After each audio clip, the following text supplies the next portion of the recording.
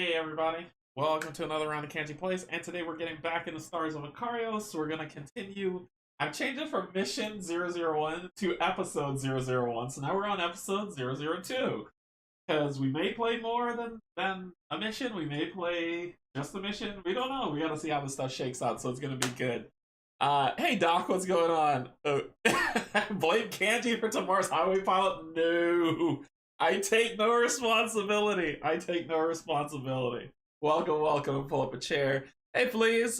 Wish you a lot of fun. Sadly, I won't be part of this live stream. It's almost midnight here. I have to work tomorrow. We'll rewatch it at some point. Well, have a good night's rest or stay up and call in sick. I'm just throwing that out there. You shouldn't call in sick to work. Go to work. So, welcome. As we're going to get into our playthrough of Stars of Akarios, continuing where we left off from last Sunday, which is Mission 8. So we played a long time on Sunday. It was fun. So we played a long time on Sunday. So we're going to dive into it. We're going to get some information, get down to the table, and yeah, then we'll just play and have some fun. Before I begin, I want to say thank you to my Patrons, thank you to my YouTube subscribers, and if you're neither, just popping in to see who I am, what I do, and if I'm any good at this thing called streaming. I'm not. So just let me set that expectation for you already. I'm okay. So thank you so much for coming, and you're always welcome at the table, so pull up a chair and we're gonna have a good time.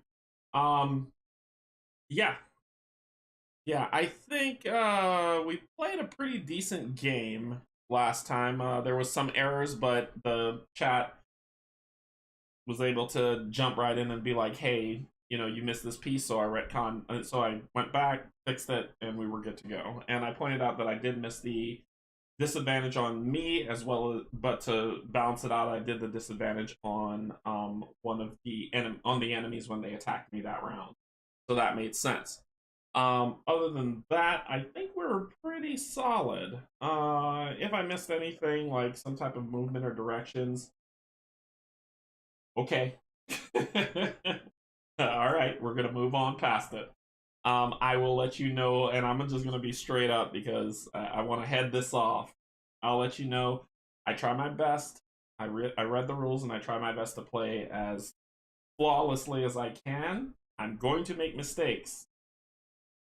Get over it. But let me know what those mistakes are. I will fix them, and we can have a decent conversation about it. That's all I'll say about that.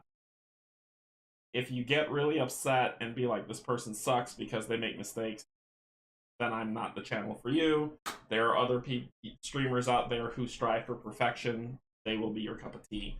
I strive to do the best that I can, and if I play and have fun, and we all have fun at the table, and we get the rules correct in the end, no harm, no foul. That doesn't mean I'm gonna just kind of get stuff wrong just to be wrong, but I'm ranting because I'm ranting. I just want people to know, like, if you're coming here being like, oh, this guy is going to know every in and out, and perfection is what I expect, I am not your guy.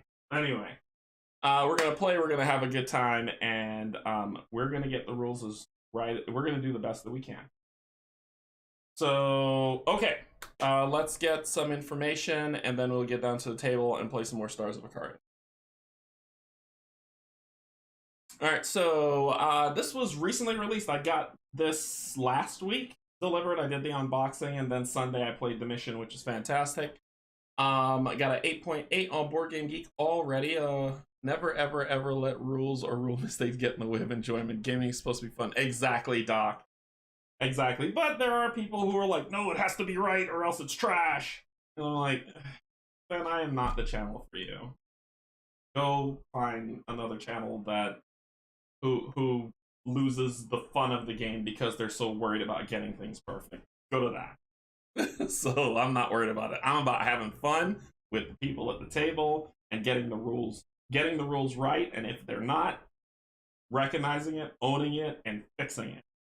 And that's where I land. So if you are like, well, I don't accept that, 8.8 Stars of Akarios, 2022. Find an epic space battle upgrade. I have fun watching you. You will be much better than I am, so that's it. Fun. Yeah. Yeah, but Rob's not here. Good afternoon. I have to head to work, but wanted to stop in to say hi. Hey, Tara, what's going on? Rob's not here. Yeah, I don't know. I don't know. I understand the thing that where we want to make sure that we're putting our best foot forward as content creators. You come to watch us play to understand the rules, to play the game correctly, and to have fun while doing it. If I find that I'm not having fun because all I'm doing is looking through the book all the time, that's me looking through a book action. Um, and all I'm doing is just rules lawyering myself because I gotta stay in my head of, okay, if I get this wrong, this entire thing is ruined and this is trash and I'm not a good player. I'm not gonna do that to myself. I'd rather just not play. So I'm gonna play to the best of my ability. I've read the rule book. I will try to get things right. I will probably screw up because, you know, human. But we'll figure it out and we'll have a good time. It is so hard to be accurate when making content. That's right, Steve. You're absolutely right.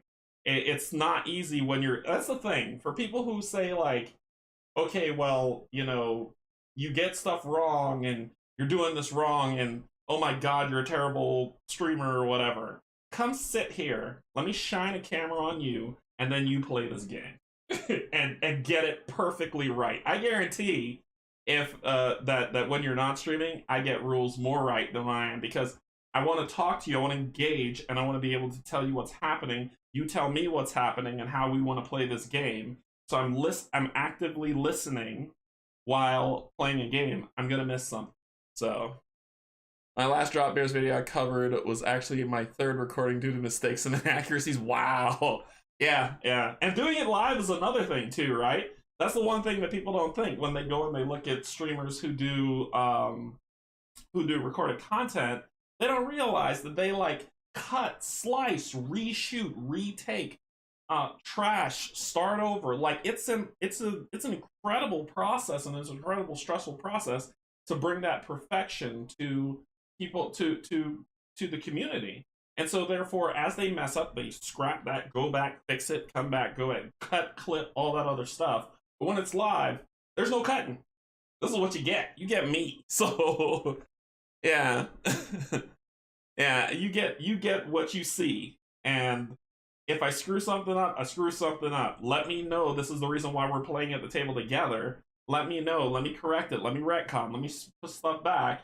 And let's just keep having fun.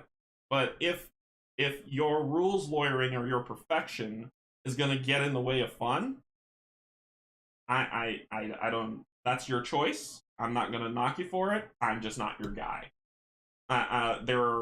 There are content creators out there who strive for that perfection, and go to that. So I'm okay with that. All right. So after my rant is over, let's get back to this wonderful game because I really am enjoying this. And we got to talk about the upgrades. We got to talk about all this stuff, and then we're actually going down to a planet this time. Yay! So you'll see that side of the game. So we've seen space combat, we've seen space exploration. Now we're going to see planet exploration, which is going to be cool today. And you didn't come here to sit and watch me babble on for X amount of minutes about something that irked me because of something somebody said. And so I was like, you know, I could respond to that, but I'm not because it's not worth it. It's not worth it. All right, so 8.8 on Board Game Geek came out very recently, within weeks. You should be getting your copy if you haven't already. I know Baron's got his copy. He's painting it now to play it, so I'm excited to see him play. And he and I have been in contact where we've been like, I said, these are the characters I'm playing with. So he's like, well, I'm going to play with these since they're different so everybody can see the different characters being played, which is fantastic. Variance is awesome. I would watch you babble for X amount of minutes.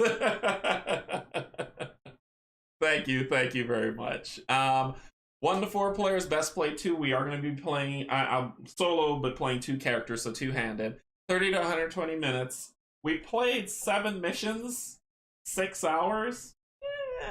Works, I guess. It works. It works. However, you for people who are who do the math, you'll see how long each mission is by dividing that out. Age 13 plus, weighed about a 2.91. So it fell from a 3 to a 2.91. I believe it was at a 3 when I looked at it on Sunday. I could be wrong.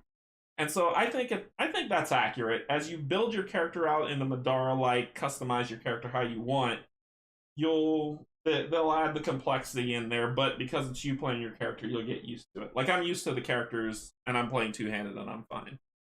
Designed by Brandon and Jonathan. Brandon actually had a video that he did an unboxing with Paul from Gaming Rules, and they did a fantastic video of unboxing, having a chat, talking about it, and it was really cool to see Paul just be awesome. So that's up if you ever want to go over there and check it out. Not sure who the artist is yet, but published by Games, which is Brandon's company, so which is pretty good. All right, let's get some information and let's get down to the table. Or should I say, we had some information. Let's get down to the table.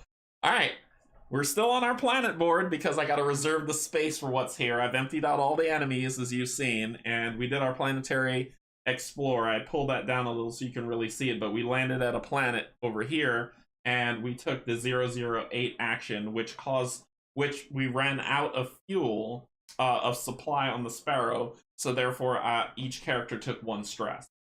And that is where we're going to start off. I've got the planet starter card there, but we're going to read the story, and then I'll explain how planet exploration works, okay? All right. So let's go to the story. All right, so story. So we have to have the achievement of end of Medea, and if we look on our card here, I've given my team a name, a squad name called Sigma Squad. Starla has the call sign Torch, and Gearden has the call sign Brawn. Don't ask me why. I just Googled call signs and I picked one that looked cool. So that's how I did it. We've done the prologue, so we've got Barren Rock, Civilian Rescue, Crash Craft, and End of Medea. We don't have any of the other ones. But we're getting into our story to see what's going down. What happened there? That's nice. There we go. The journey is slow and anxious. None of the other pilots you talk to know who the enemy was, or what they wanted. Most of the crew are too shaken up by the genocide to talk much anyway. Without the benefit of a warp drive, the Sparrow limps to Daboth, I almost said Dagobah, Daboth Major, without incident. Using the debris in the area from the destruction of Medea, the Sparrow charts a course that keeps it off any potential enemy sensors. Everyone flies into the briefing room. It is painfully obvious that there are far fewer chairs being occupied than when you last sat here only a short time ago. Standing in front of the large display, Captain Soma begins. We are in orbit around Chosek, the 3rd moon of Daboth, the 3rd moon of Daboth Major. You can be forgiven for not being familiar with it. It's a classified location known only to select high-ranking officials. Intrigue looks and exchanges between the groups in the room as Soma continues. Our current situation is more important than Chosek's classified status. All you need to know is that it's a military base, and it offers a vital chance to repair and refuel. So, if we had the home base achievement, which we do not, when I showed you the sheet of the achievements that we had here, we do not have home base, so we don't read that line. We just kind of skip over it. Gotta make sure this thing is doing weird stuff lately. Alright, so the captain clears her throat and continues. We have hailed Chosek. However, no one has been answering. The enemy may already have been there. You will be provided with an inventory of what we need to repair the jump drive, but let me stress something. This is a retrieval mission only. We have no indication that anyone is operating the station, so we have to assume the worst. Treat anyone you meet with suspicion and stay in constant communication with the sparrow. Soma looks down momentarily, showing fatigue. We've lost too many good people today. Far too many. So, be careful out there. I do not want to lose any more. After landing your fighter, one look around tells you the place was abandoned in a hurry. Blaster marks are visible all around. A couple of ships are upended nearby as if they crashed just after takeoff. Containers are strewn about. What happened here? There is no one to be seen, and you're glad to note no bodies either. Your optimism does not last, though, as you soon notice trails of blood from the area. Has the enemy struck here already? So, we are going to basically load up the Chosek planetary stuff. So it says setup. Chosek Moon World Exploration. Our objective, recover the repair package from the Chosek Moon base to fix the Sparrow. Alright, there's has some rule reads, but I'm going to go through and walk you through what those things are. Alright, so basically you grab the planet card. We have Chosek, which is here. As you can see, if it decides to zoom. So we have Chosek here, and it says start here, so this is where we're going to begin. So we just flip that over and it shows this. Alright, these are what are called explore and move actions that we can take. And if you look on here, and I have to show it because they chose to use green. Brandon hates me. He likes green. He hates green screen. I'm just kidding, Brandon.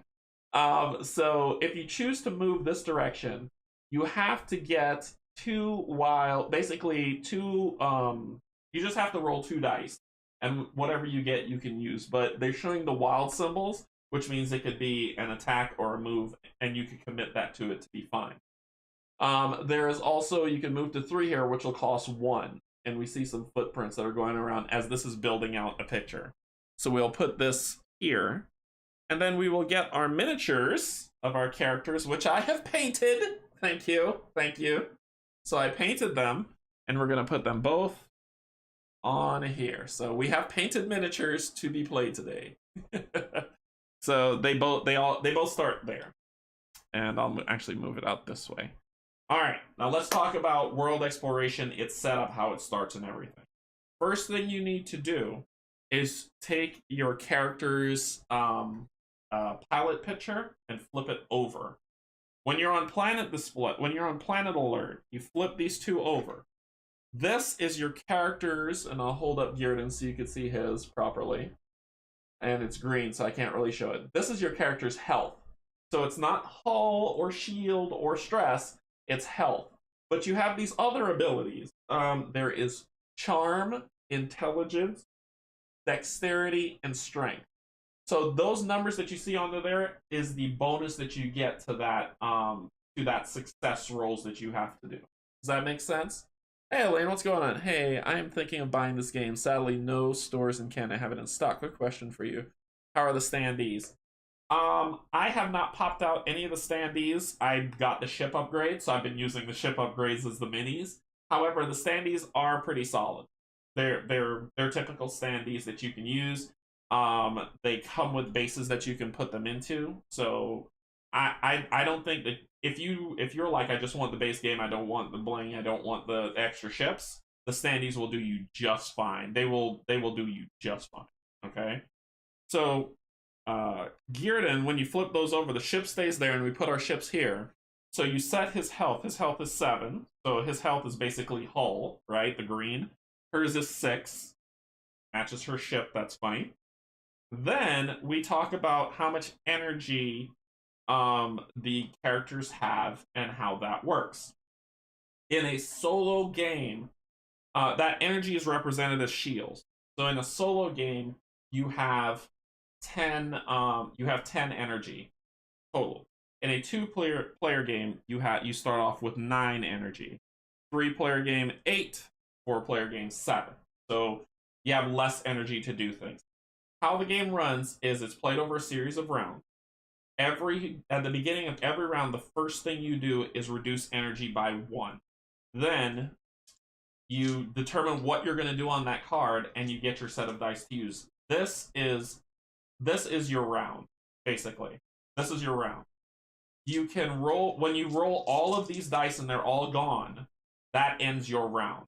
And you can break them up. You don't have to do them all at once. So for instance, for that move to get to number 2, I can roll 2 dice. If I'm successful, I move over, flip the next card, and I still have 2 dice left to use. If I use all 4 at once, because there's some tests that are really hard, then I use all 4, and that ends my round. Just like in space combat, waiting to run through home to pick up new primer to arrive. Can't wait to paint, yeah. just like in space combat, stress is wild and it raises your stress level. Just like in that. Just like in space combat, the wilds count as either fight or move, however you want to use them, and then there's the fight or move.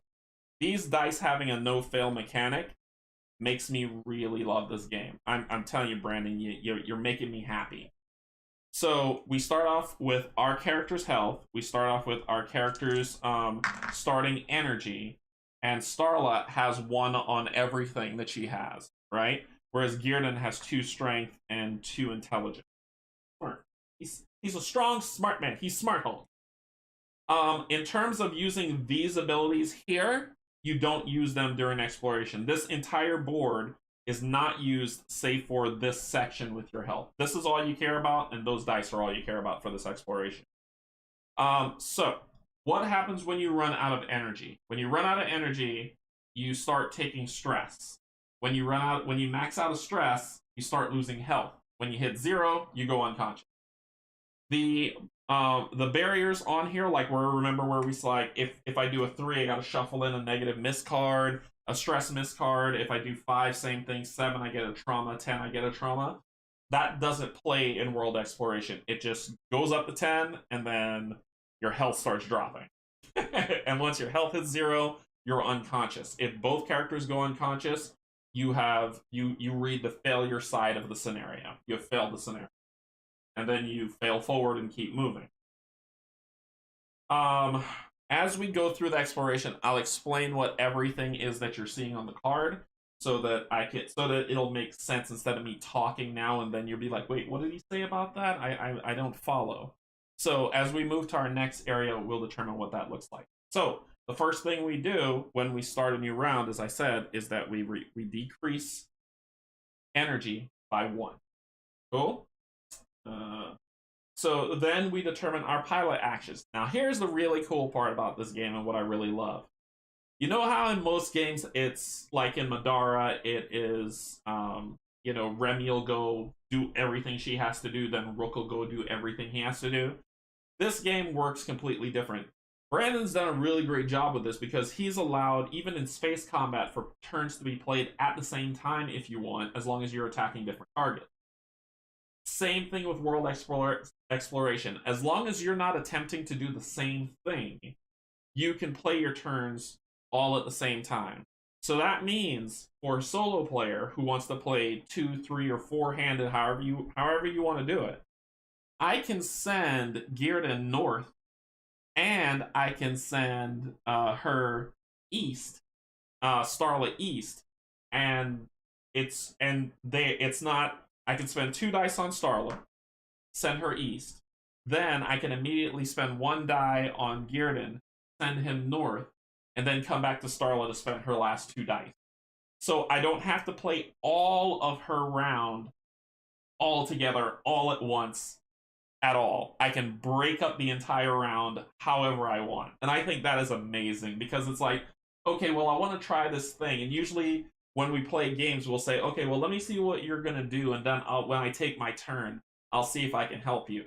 Whereas I can move, I run into trouble. You can immediately come in after I move to come help me, which is pretty cool, right? It breaks up the game. It makes things really, really interesting.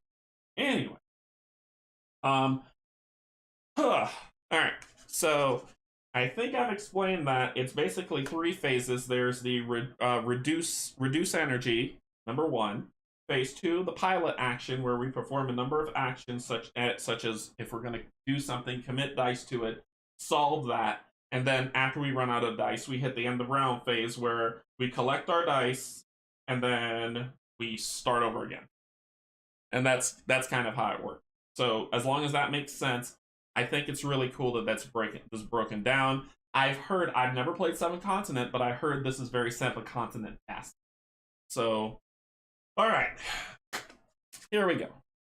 All right, so for this, we need 1 wild or 1 wild. So basically just roll a success and we'll see how it goes. Well, for Starla, we're gonna roll, and let me put the dice over here so you can get a sense of what's happening as we traverse, and then I'll shift the tray around as necessary. All right, so for Starla, I'm gonna send her east. Rule number 1 of D&D, split the party. So she's got the 2 wilds that she needs, so she has 2 successes, and I'll put them up here to say that they've been used. And she's gonna head here to number 2. So we grab the card with number 2 on it, and flip it over. Number 2 shows, because of all the green on it, it shows if I want to go back to number 1, I gotta spend 2 energy. But it also has this. This thing is an event. It says stop, read 01 event, and then you can proceed with what you want to do. So that immediately has to happen before you do anything else. Here, this is a repeatable strength test, and I'll explain why that is in a second. This is an investigate test, another move explore action, and another investigate, so we can see what's going on. So I'm gonna put that here, move Starla over, and then we're gonna go to number 1. So because we don't want to do read ahead, I'm just gonna read it. What's that smell? Everywhere you look are indicators that something awful happened here. Stations in disarray, smashed up equipment, smears of ooze? At least it isn't fresh. I guess that accounts for the smell. Hopefully the items you need are still in working order. So that is what we found when we first got here. Now remember, she still has 2 dice left that she could do something with. She needs 3 fight successes, which means I need to roll a wild, a stress, or fight on 3 dice to be able to try out the strength test, which doesn't make sense. She has 1 point to strength, so basically if I commit these 2 dice, I can add that 1 and I can get a success on that strength test. That symbol that you see at the bottom, and it's green, so it's going to disappear on my green screen, so let me hold it up a little bit closer so you can see. The symbol that you see right here, that arrow going back and forth, that means it's repeatable. So if I fail this, I could try it again. But some strength tests, if I fail it, I don't get to try it again. This one, I do. That's not there for the investigate ones either. The investigate ones don't have that symbol, so it's a 1 and done. After you do it, it's done. And how you do that is you grab a black die and you put it on that symbol, saying that you've attempted it and it's done. Movement, however, still costs. You still got to commit the move. You're not getting away from it. All right, I'm not going to do the strength tests. Instead, I want to go up 1, but this is going to bug me. Those footprints look like they're heading up, not down. So something's going on up there that we probably need to check out. And remember, we've got a timer on ourselves, which is our life and our energy. It's not like we can explore everything. And I think Brandon made it that way so that we would have to come back and replay this game, choose different options to find the things that we need. Or you could be really intelligent and really smart and strategic and know how to get everything you want out of here. So I think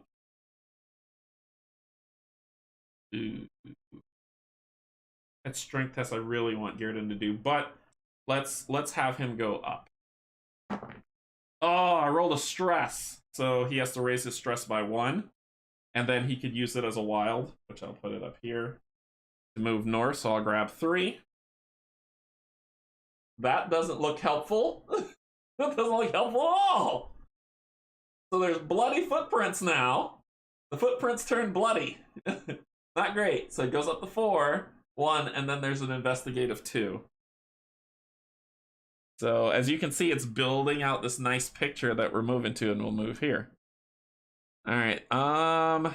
Well, sugar. Let's I think I'm gonna have Starla.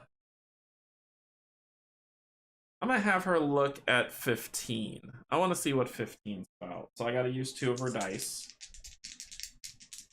It's an investigate action, so I need 2 successes.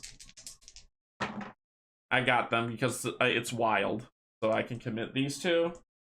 Wild means fight or move, and we're gonna read 15. So let's see what 15 says. 15. You reach down to pick up a gun and clean off the blood. There are spent casings littering the ground. This doesn't appear to have saved its last owner. Ugh. Okay. So we finished that. We'll put a black cube on it. And then I still got 3 dice for him. I'm going to spend 2 to investigate that, which is just wilds. So I just not roll stresses, please. Cool, that'll work. And he's got 1 die left. So we're gonna read number 2. Number 2. You crouch down and find a crowbar caked in blood. On your left is a set of footprints leading north. Gain +1 strength for the remainder of the scenario. Ooh. Ooh. +1 strength. My strength is 3. I'm gonna use this. I'm gonna use the enemy thing and say a +1 on strength. That is cool. So we found the crowbar and we can fight with it. Now my strength is 3. I'm pumped about that. And I finished this. And then the last thing I'm gonna do is I'm gonna head north with my 3 strength. So basically, Gearden can actually come in here. He's already got 3 strength, so he's already got 3 successes. So when you, hey Frank, what's going on? Welcome, pull up a chair. So when you have enough to pass with just your base stats, you still have to roll 1 die, no matter what. So now, if he wanted to try that 5, he could do it. He just had to spend 1 die, and he would pass, no matter what it is, because of his. He would just pass. But we're going north. We want to see what's going on. Yeah, that'll work because it's a wild. So that is his last one, and we're going to 4.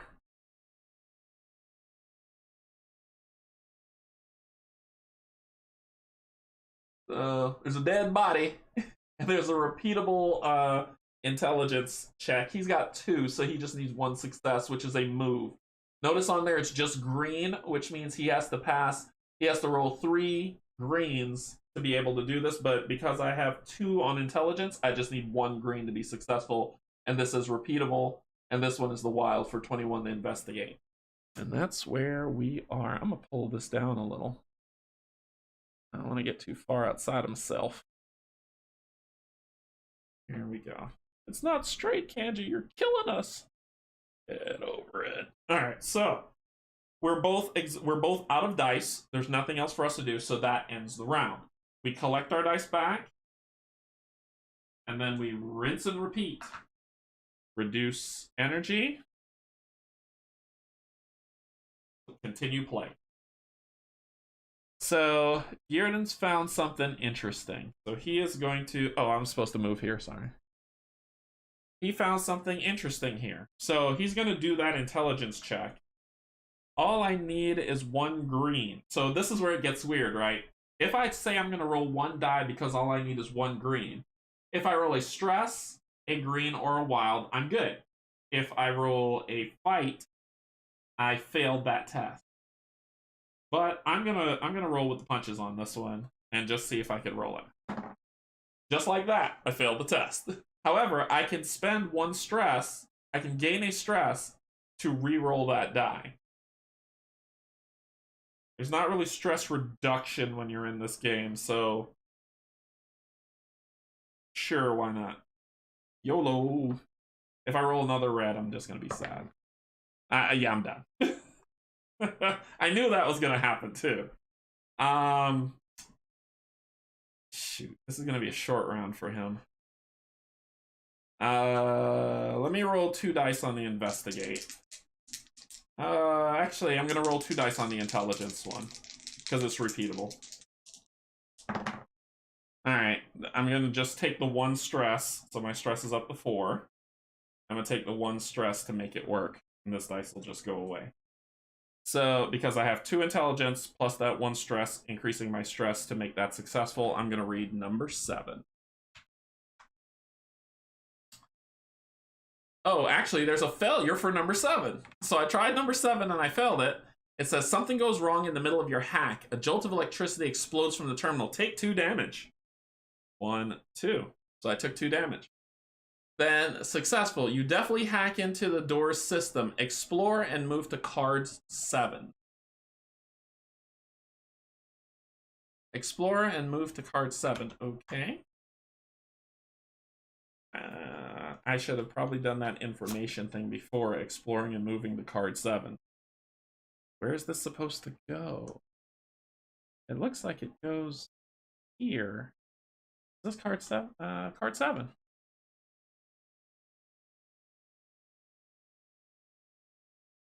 I feel like that's a typo. Why do I feel like that's a typo? I'm all the way up here. I found some dead guy's body. Hey Brian, what's going on? Here, I can show you the thing. So it says on number 7, 07, success, you definitely hack into the door's system. That doesn't make sense. Unless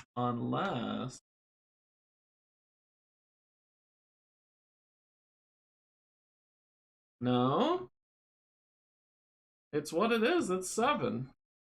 This feels like a typo somehow. What would...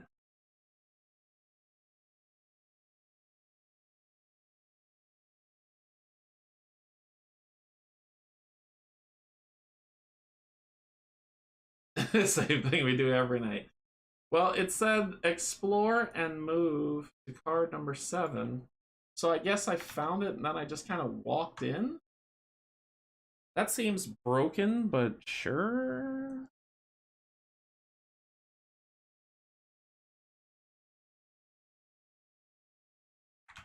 What would number 5?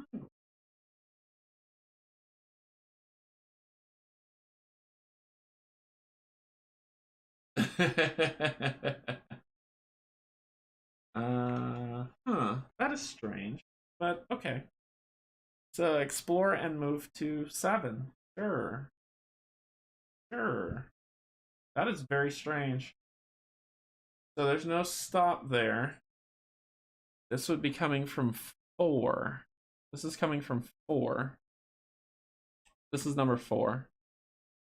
So it's coming from here. So this is where I am. Okay, now that makes sense. So it came from outside here, in here, and that's where I am. Okay, so Starla has 1 strength. She just needs 2 successes to get that, but I think I want her to investigate 18 and then move to 6. So let's investigate. I just need a wild. That'll work. So she's going to investigate 18.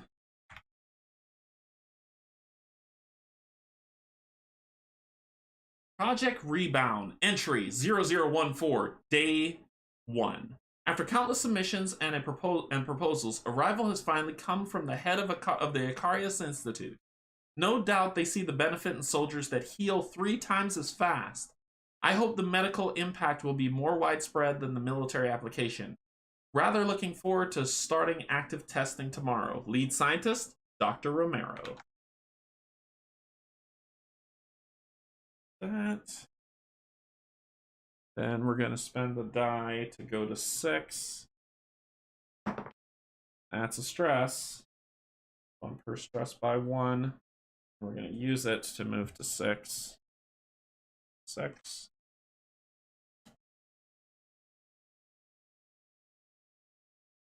All right, so there is a dexterity test. Her dex is 1. To pass whatever that is.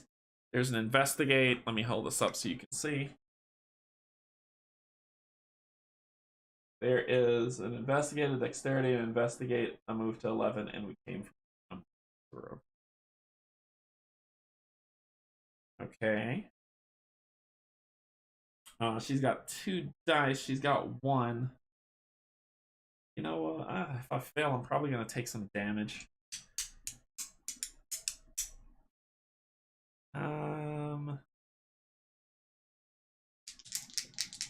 Ugh.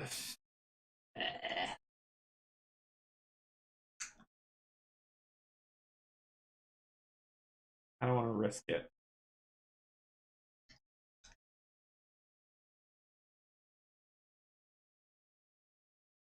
I don't want to risk it. Let's go to 11. I'm just curious. Alright, we got the wild move for the 11. So we're going to card number 11.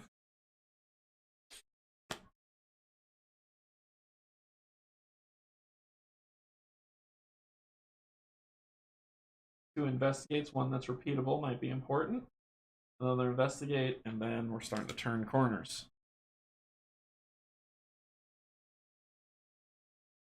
Okay.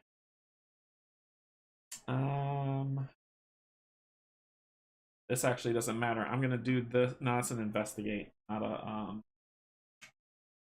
do 16. Yep, we got what we needed because it's wild. So what does 16 say? 16 says the screen on the terminal has an unopened incoming message. No possibility of aid or pickup at this time. Project Rebound must be kept secret. Please resolve issue on your end. No further communication. Akarios Institute Command. This message is from several days ago. Okay. Gearden has... Let's do his... He can only do an investigate on 20. So let's see what 20 says. I gotta shoot. Fine. So, first let me put a black cube on this one. And then we'll put a black cube here so I don't forget and read 20. 20.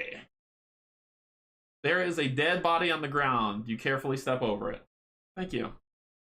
Thank you. Thank you for that. I appreciate it. Thank you. So, okay, that ends that. Get our dice back. Lose energy, and let's keep going. I'm gonna attempt this. I'm gonna commit. Charles is gonna commit 3 dice to that. I just need 2 successes. Well, I need 2 of anything. I just need 2 of anything. I'm gonna commit 2 dice. 2 wild. There we go. Thank you. It's repeatable. I don't know why, so that has me curious. But it's 9, and it's repeatable. Why is it repeatable on a wild? That's suspect. So let's see what 9 says. You find a med kit. Heal pilot to full health. Wrong person. Oh, not really. Yeah, wrong person.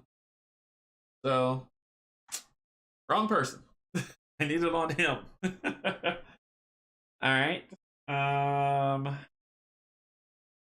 She's gonna go north. No. No. Garden's gonna go east. No. Garden's gonna go south. Garden's gonna go south. Yeah, that's what we need for 2 wiles. So we're gonna get card number 5.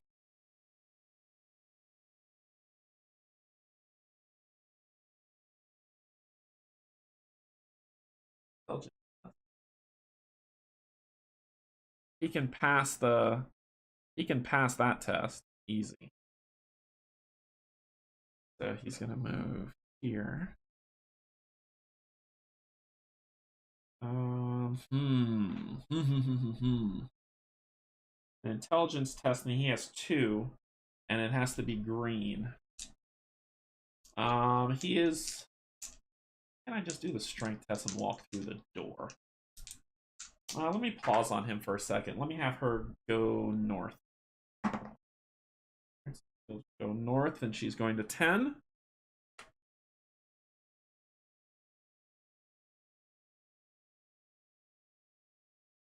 Ever seen a dead body? What is that? You see that? It's something in the glass. Oh my god. They're monsters. We're gonna die. And then there's bloody feet going that way. Alright, so there's a pause. We go to 14. Gonna die. Oh my god. Coming here was a mistake, is your first thought after hearing a high-pitched wailing. Startling the group, a terrifying creature jumps into visibility behind a glass wall. It proceeds to repeatedly smash his body against that glass wall in an attempt to get at you. The ugly beast looks humanoid except for the tendrils writhing out of unseen openings. Ooh. I made too much noise. It's Nemesis. Unseen opening. Yikes. Where am I? That threw me off. In its body. Like a tentacled monster escaping its human confines, cracks in the glass spiderweb from impact, and before you can act, it shatters. You only have a moment to decide how to react as the creature jumps through the window. Explore and reveal cards 1 through 12. Place a red cube on cards 10, 12, and 4 to signify creatures. Go to 38. 1 through 12. Oh, I was doing so well. Alright, so 8. 9. 10, 11. Deal cards 1 through 12. Okay, which is card 8? Are you card 8? Yeah. So. Oh my god. Okay, so then it says place a red cube on cards 10, 12, and 4. So 1, 2, 6, 11, 10, 12, and 4. Okay, so I set it up. There you go. 10, 12, and 4. Check that. It's Cthulhu. Okay. I'm gonna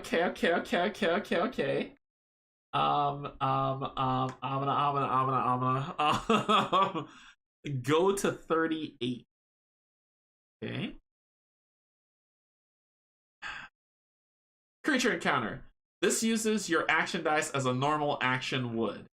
What do you do? Read the entry corresponding to the number of assigned action dice to the skill check chosen. Go to 37 after performing the creature encounter for the first time.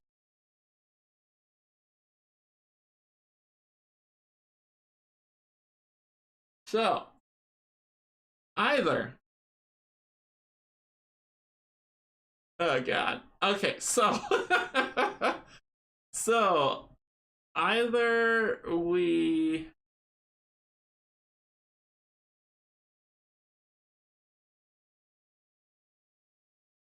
oh my gosh.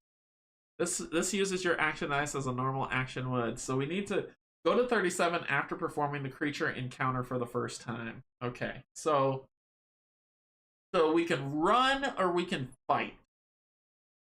She has 1 die. If I roll a green, I run away with a success, but I take 2 damage. It's a dex test, so she has +1. So she can make 2. It says you manage to escape, but you take damage as the creature tears your leg. Move to an already explored adjacent card, take 1 damage, end your actions for this round, and do not perform any more creature encounters this round. Okay. Alright, well. Alright. So this is new to me, okay? So if people are like, oh yeah, I did this, we know what to do, I don't. So she needs to determine what she's gonna do. Starla. What happens if I fight it? If I fight it, if I get a success, I will kill the creature.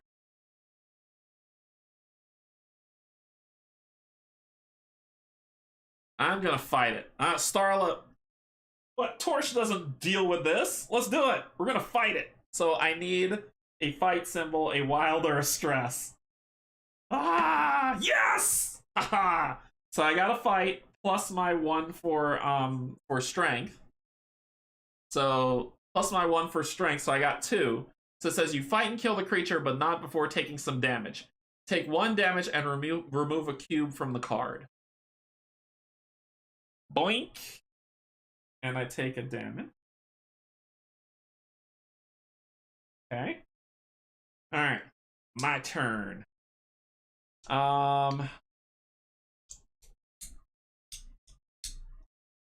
Things have gotten a little bit serious. It's a smidge. Alright, this looks like the engineering, the warehouse where we need our stuff, so I'm gonna go there. So I'm moving back to 5. Keep calm. It's the only way to be sure. I know, right?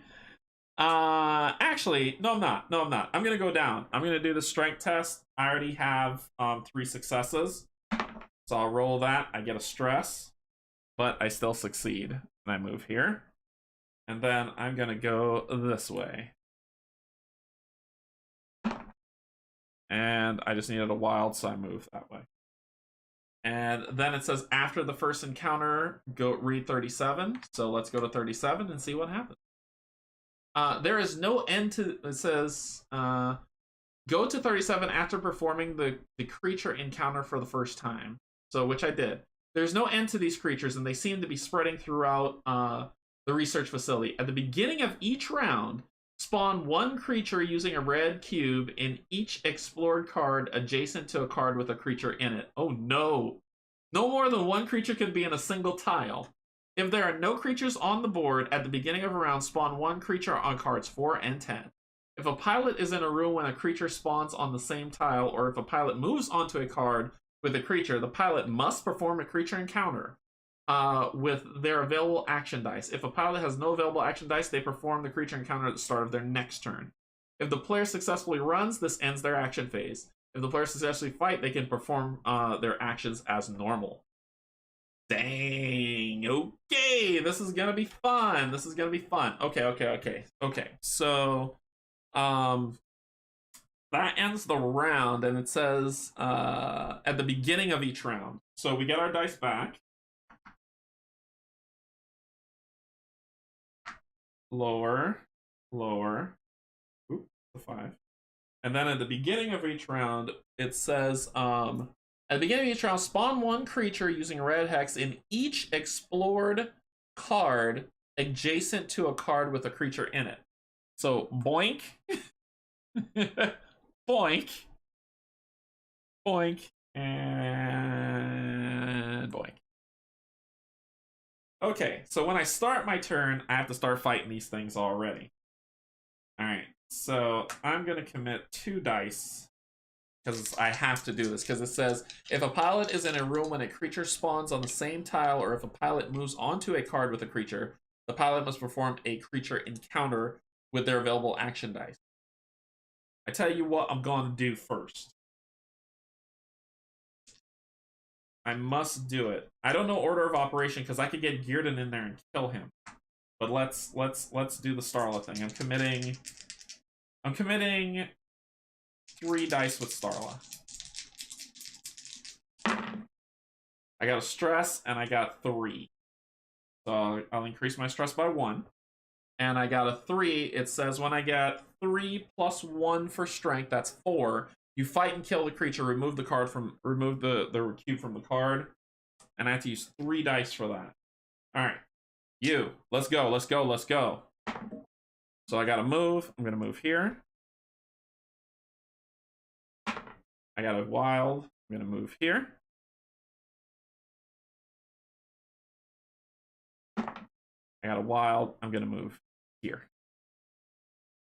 So it already said read 14 on the stop of what happened, but we've already done that. We revealed it. I am then going to roll this 1 die. It doesn't matter what it is, because I'm going to fight it. I've got 3 strength.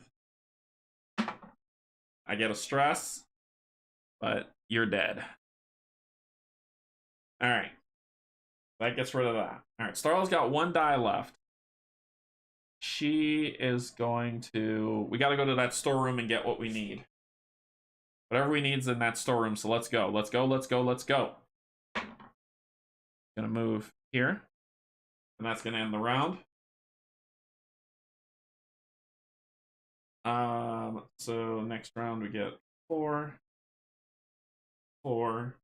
Creature spawn time, because it says in at the beginning of each round, spawn 1 creature using red cubes in each explored card adjacent to a card with a creature turn in it. Boink, boink, boink, and okay.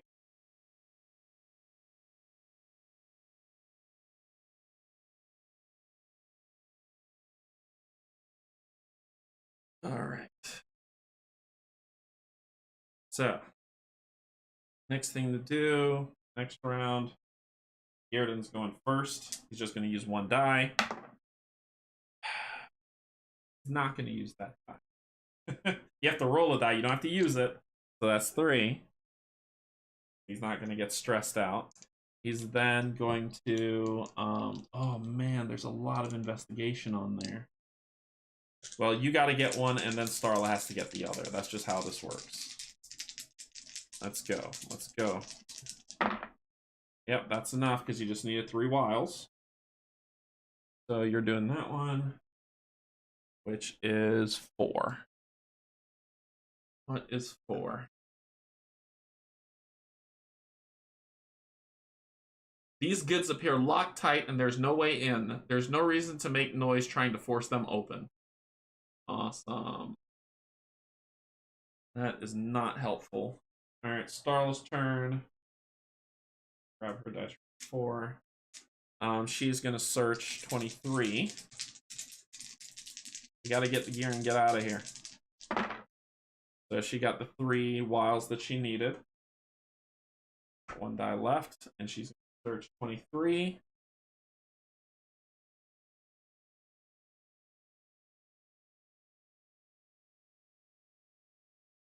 You force open the crates until you chance upon the correct one. Inside is the egg-shaped crystal that makes a jump drive possible. You stuff it into your backpack as you hear not too distant sounds of screeching and rustling feet. It's time to get out of here, and quick. Read the success conclusion after all conscious pilots reach card 1. Alright, time to get out. Time to go, go, go. So we've got to get here. She has 1 card left. She's not going to use it.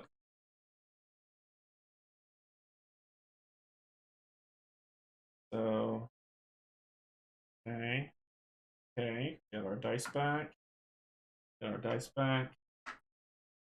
Dropping monsters. It's okay. It's all right. It's okay. It's okay. We're gonna be fine. Garden's going first. He's gonna use 1 die. Kill it. He's then gonna move. Use 1 die. Kill it. He's then gonna move. He has to take the stress on that. This is getting rough. He goes here. Okay. His turn.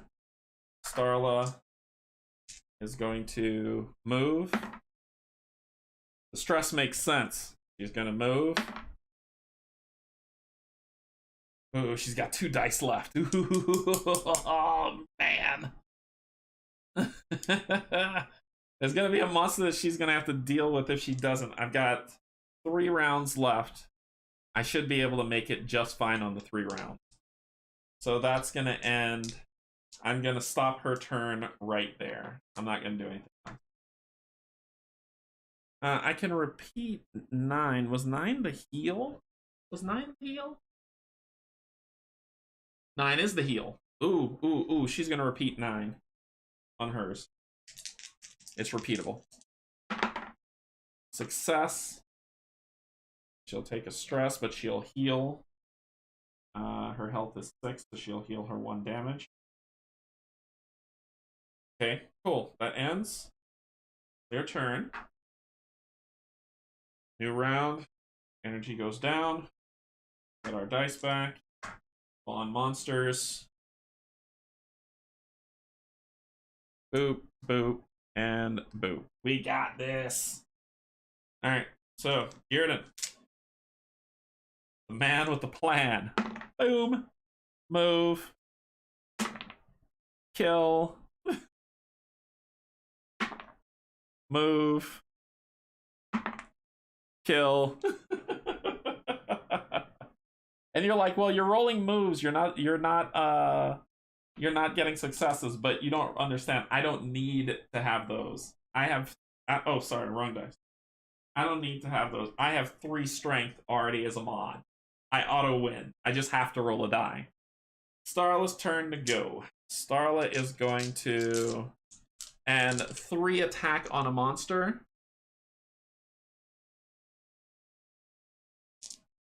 Oh, I would take 1 damage for each one because I rolled 3. Sorry. I screwed that up. Once again, I made a mistake. He would be down to 3 health. He would have lost 2 from what I did before. He'd have lost 2. 3 takes damage. So he's almost there. Starla's turn. Let's go. 1, 2, 3. And then she's gonna fight this thing. That's a fail. I'm gonna take a stress. To re-roll. Fail. God, take a stress. There we go. So that's 2 successes. She takes 1 damage. Sorry, I screwed that up. I made a mistake, but I gave him two more damage for his trouble. Okay, that ends their turn. Get your dice back. Going down to the last mile. Spawn. Boom. Boom. Boom. Boom. Okay. Here then. He just needs, if he hits 4, he kills without getting hurt. He got a stress. He'll take that to make it 4 so that he can kill. And then he's moving for the wild. 2 wild, sorry. She couldn't move just now. 2 wild. Now he could move here. She couldn't have moved because I needed 2. 1, 1, 1, and 2 there. So that was the problem. She couldn't have moved.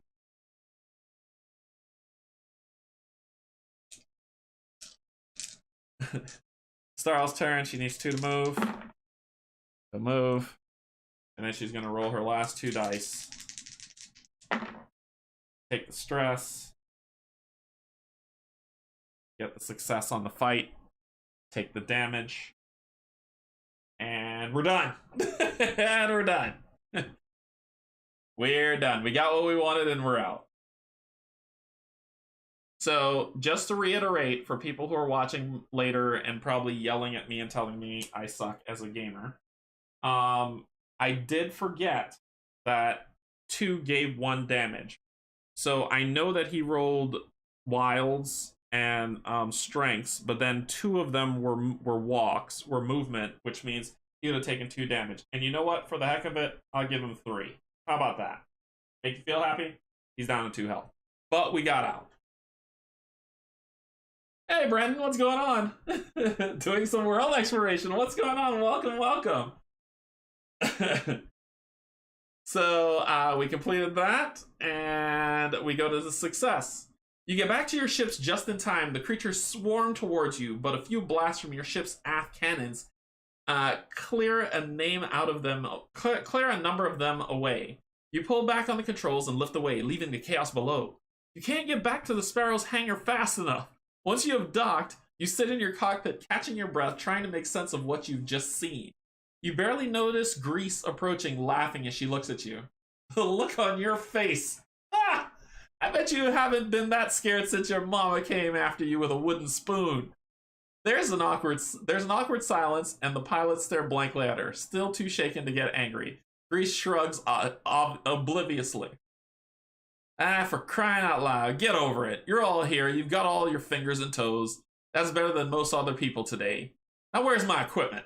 The Sparrow gains 4 supply, so we go to 5. We go to 4 because we were out of supply before. We get a pilot skill, so let's take a look at that. So Gearden pilot skill will be So let's take a look at this, and I'll hold this up over here for you to see. Hey Brandon, what's going on? Welcome. You are always welcome. You created a wonderful game here. I love it. I'm loving it. I'm loving it. Ba ba ba ba ba. I'm loving it. So here is, we get a pilot skill. So we can either get this is for Gearden, we can get a push or a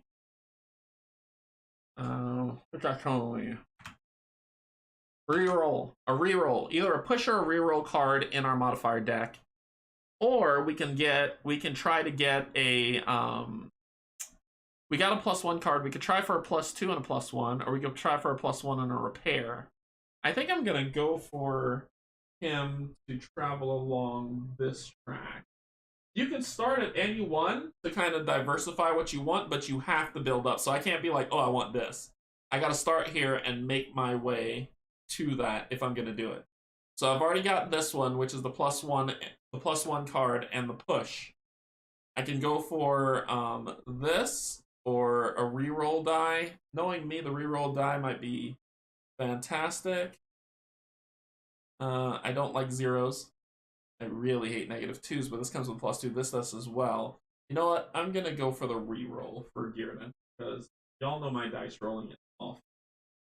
I get that. And for Starla,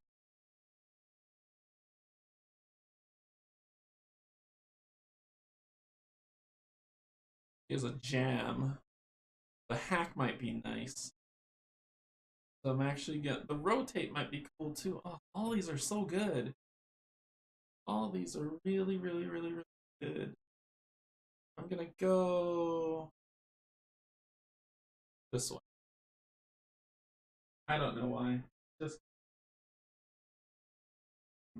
so we get that. Yeah, die mitigation is always good. And then we go to scenario 9. Boom. Scenario 9. End of the line. We're back in space. Hey, look, they're using the minis that I painted and the ones that I didn't. Why, game? Why? So it says, end of the line. Objective 9. Objective, defend the Sparrow for 3 rounds while Grease's engines get the jump engine online. 3 rounds. The Sparrow starts with 10 hull, so I'll update that. After 3 rounds, read story part 2. So story part 1. Each of the other pilots looks as dazed as you feel. Everything you've been through today starts to hit you. The training, the attack, Medea's destruction, and now zombies on Chossack? You breathe slowly and start to calm down a little as you clean up. Aches and pains make themselves known across your body as the adrenaline fades gradually away. Any thought of rest or recuperation is suddenly pushed from your mind as alarm lights begin to pulse and emergency klaxons cry out. Your brain tells you to move while your body yearns to collapse. I know that feeling. Sol dashes from the bridge, and the pilots sprint for the hangar. Captain Soma's voice is heard across the ship.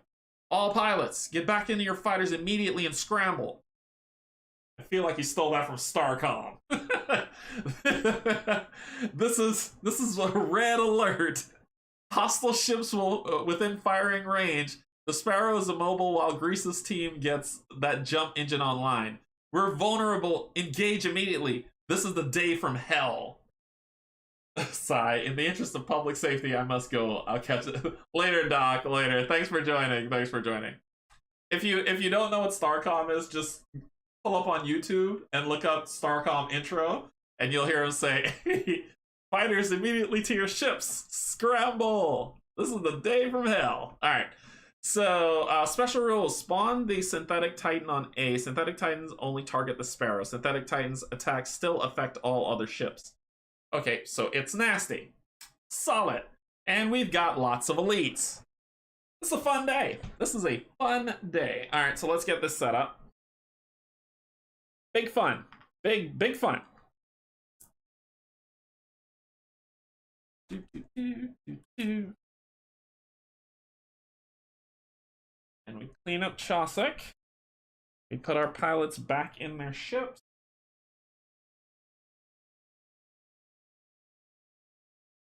And we're gonna have some fun in space.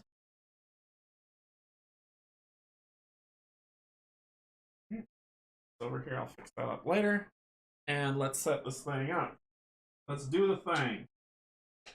We've got this going 1, 2, 3 here. Then we've got the next asteroid right here.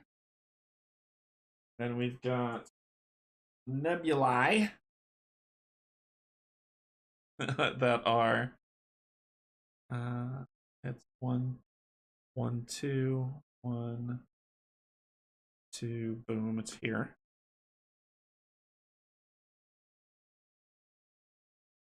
And let me grab the other nebula.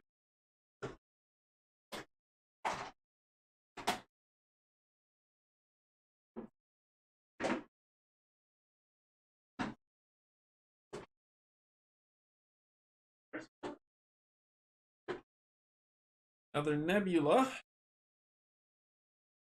going here. No. Here. And this should be here. That doesn't make sense.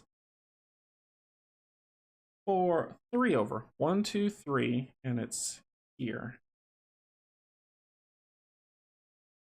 Here. There it is. Got it. Okay. You are here. And our ships, I'll determine where our ships go in a second. Let's see what we're facing. So we are going to be facing some painted minis and then some unpainted minis. So we're going to be facing some synthetic fighters. Okay, we're at 2-player. So 1 is here. We got a regular fighter, a synthetic fighter. I've posted the images of what these look like on my Instagram if you're curious to see what they look like. 1 here.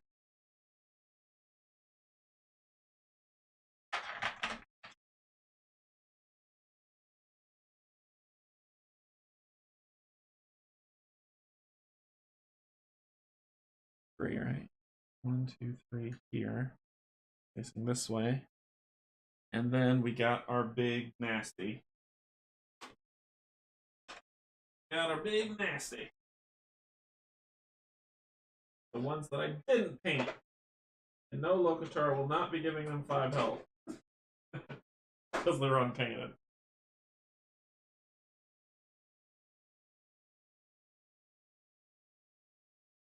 Oh my god. How does this thing move? Is it this? Is this the back of it? I think this is the back of it. So this is the front. It'd be like this. Let's see if it falls over. This is here.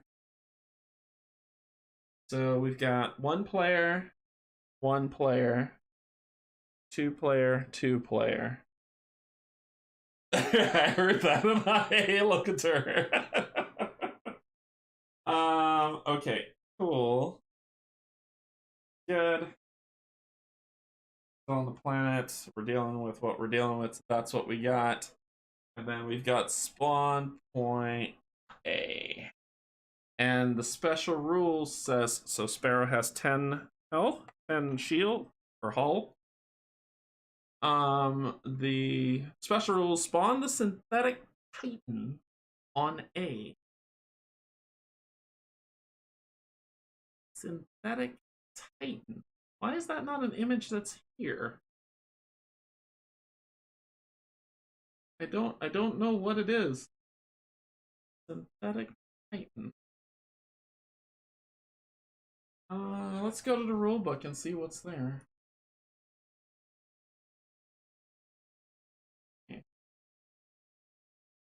Okay. Alright, what is the synthetic type?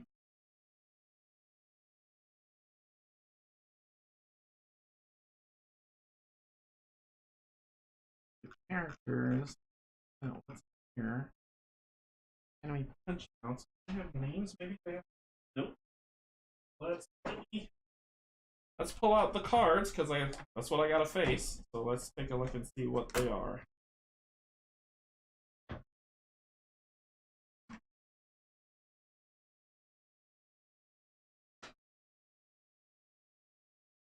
That falls, I'm gonna be so sad. And our Roman frigates, we've got 1, 2, 3 synthetic fighters.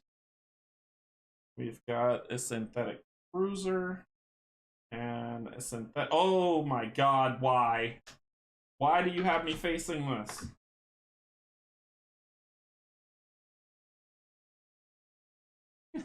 Why? Synthetic fighter.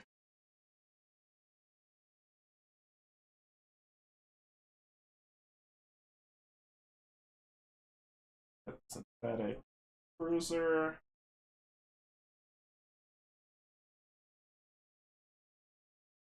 And then the ship that's going to basically make me lose this game. Right. Alright. Let's cover this back up. Bills, I'm gonna be. Okay, hey man, what's going on? Alright, it's 1 a.m. here, way too late. Hopefully I'll be able to catch your next live.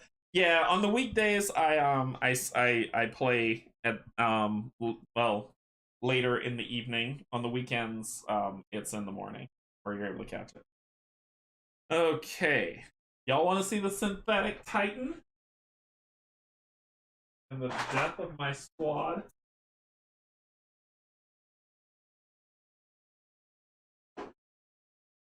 It's this thing. Can you? Oh wait, this is up. It's this thing. Oh yes. Oh yes. There, this.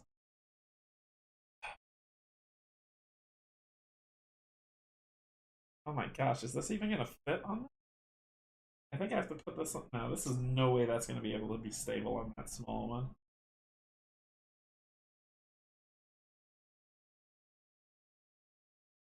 Ooh, this is a tight fit.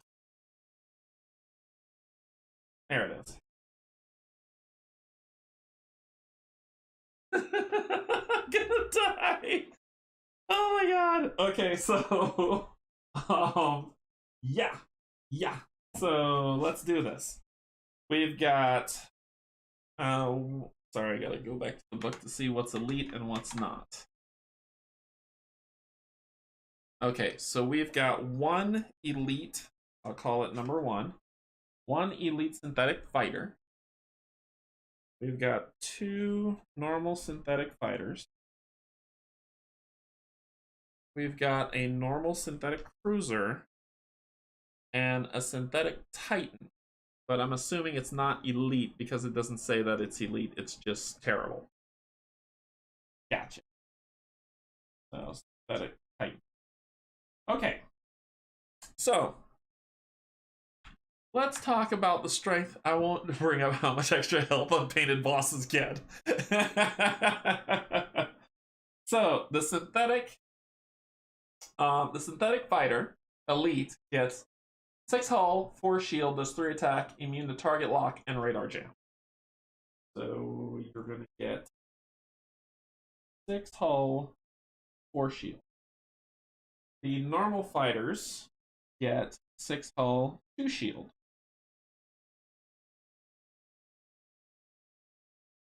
I'm gonna hold up the Titan for y'all to see.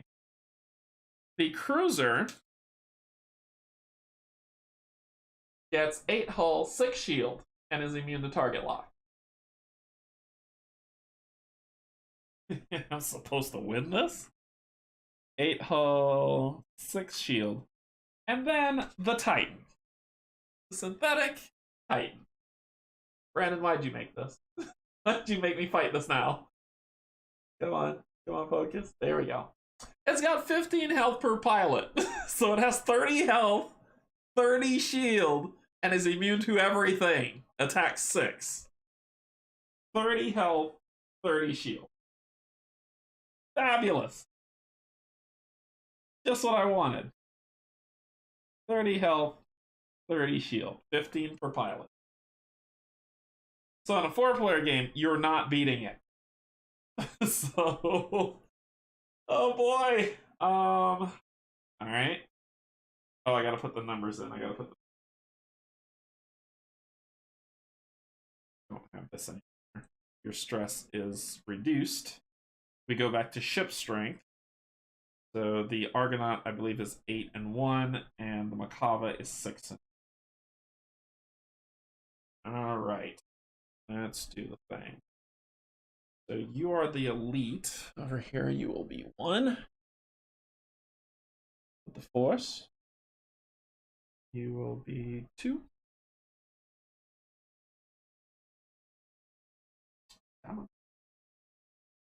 Will be a 3.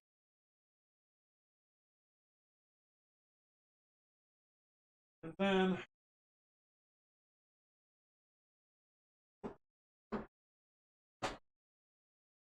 need 2 1s. 1.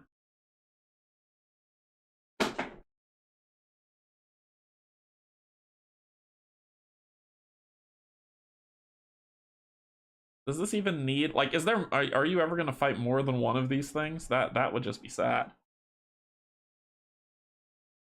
The scenario get play tested, I know, right? I know. Alright, so we've got some shuffling to do, but we gotta place our ship. That thing is going to do terrible work to my life. This thing so is too, but I need to just kill you. I think if I can kill you, I might stand a chance. These things are probably going to be really fast. You are going to go here. We're going to go after that one. You are going to go here, facing this way. We're going to see what we can do about that thing. Okay. I'm going to shuffle as I need. We go first. We go first. We go first. We go first. Okay, so I could jet. I could move 3. I gotta roll my dice. I gotta roll my dice. I'm so nervous. Okay, no stress on that for Gearden.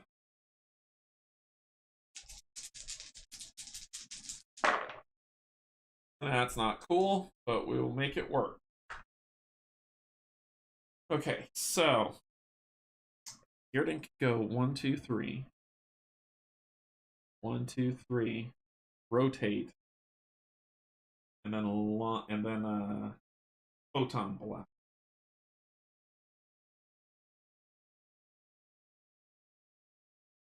It's only gonna be 2 damage.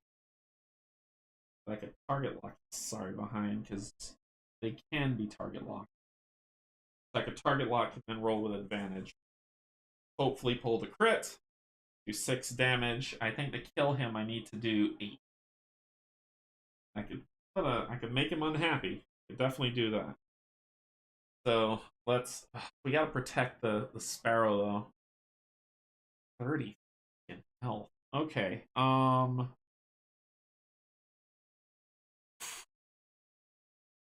I would have to spend way too much money coming back from that thing.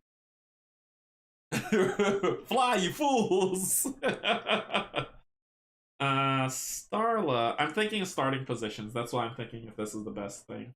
Starla, you get here. She's not going to get advantage on that shot. The cruiser can't be target locked, but you darn sure could be radar jam. Can I radar jam? I can't radar jam. I can't. I could target lock the Titan, but I can't radar jam. And I can't pierce its shield.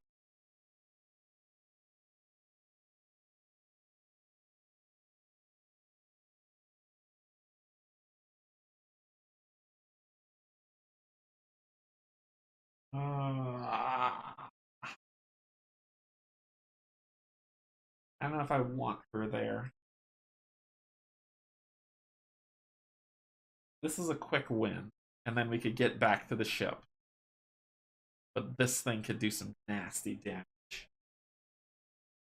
I'm thinking. Here's my plan. much as it is, I'm thinking of flying out, killing this, coming back because this thing is going to come about and attack. Get behind this and just advantage this thing until it dies.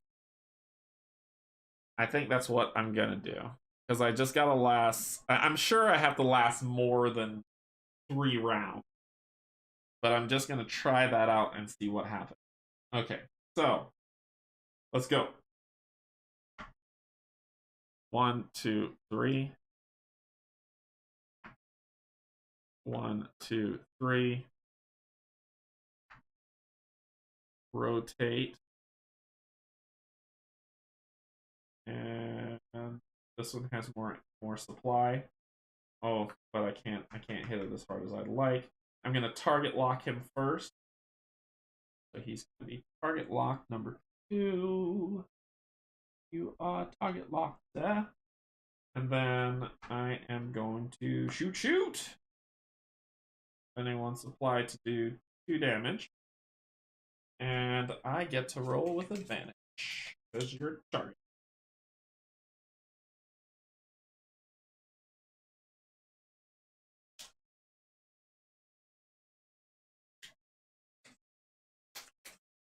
Make it count.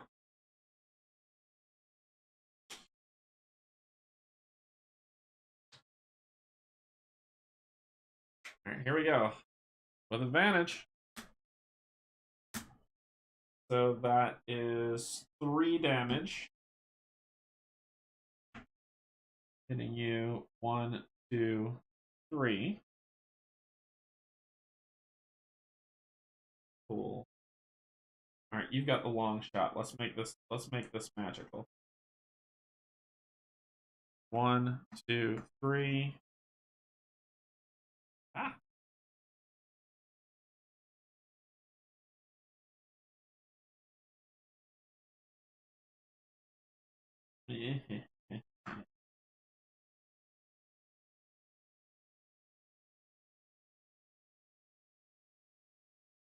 One, 2, 3.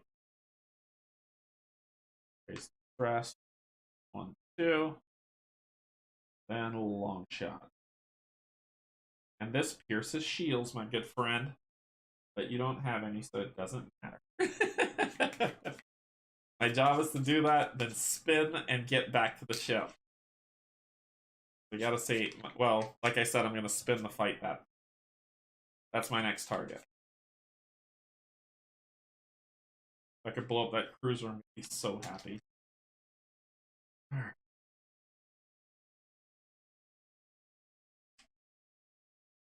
We got our +1 and our necessary cards in here. She has a target lock.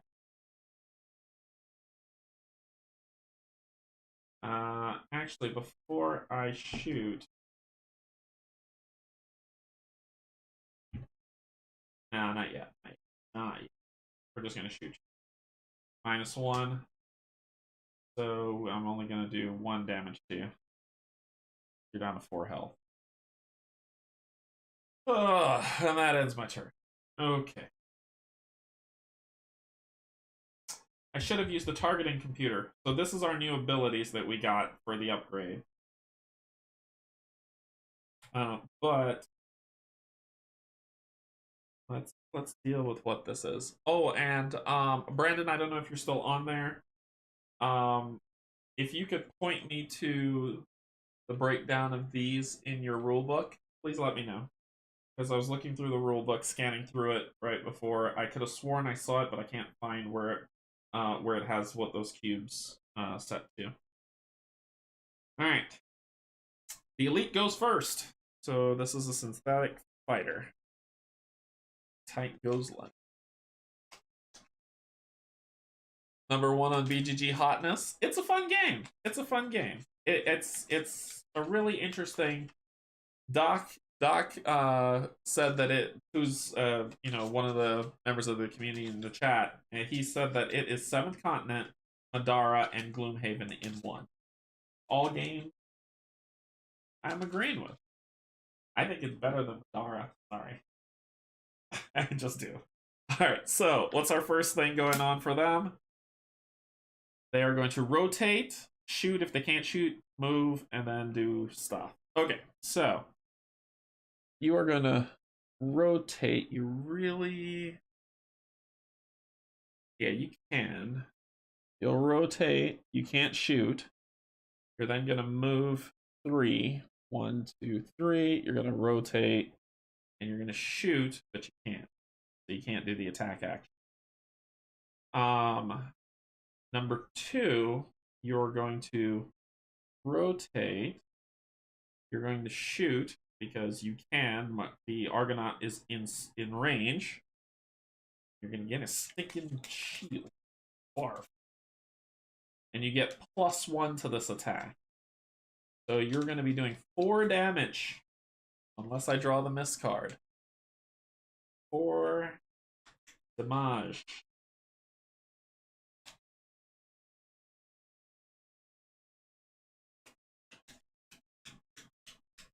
It's going to be over very quickly. Here we go. 4 damage on 3 damage. So the Argonaut takes 1, 2, 3 damage. You will gain a shield back.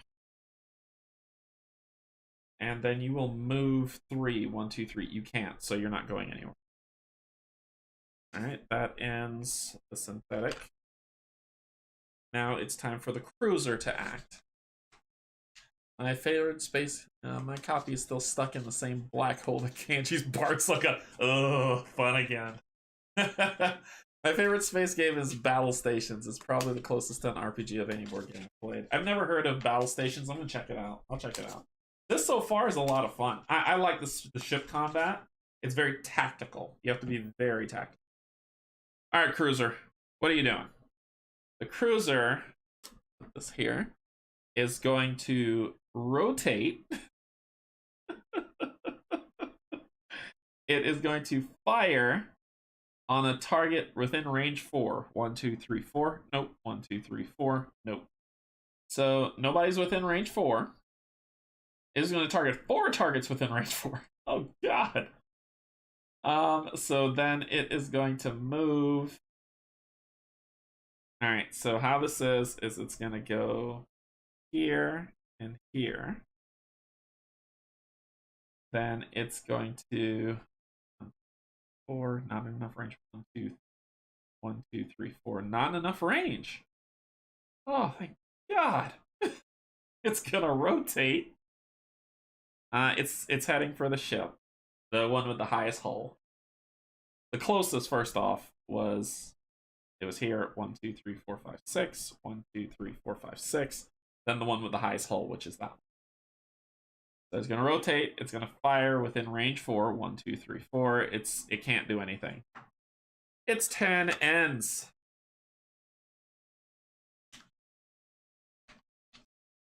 I gotta blow that one up. I think the UPS guy might be playing through the campaign before he delivers it. That's amazing. That's awesome. It's neat because you have a shipboard where your ship flies around in space, but you also have a modular ship where the crew walks around to battle stations, gets boarded, boards others, etc. That sounds pretty neat. I'm gonna check that out. All right. So we're gonna be losing today, and we're gonna be losing because one of these things destroyed a planet, and now it's coming for me. What's it gonna do? Oh my gosh. It's going to rotate, fire at every target within range 1. It's going to push... What? It's going to push every target range 3, 3 spaces, 2 spaces back. Then it's going to fire at every target within range 1. So it can't do that. So it's going to move. Okay. Then it's going to rotate. It's not rotating. And then it's gonna fire at every within range 3. Nobody's there. And that ends its turn. Round 2. One more round. One more round, please. Okay, so round 2. Let's roll some dice.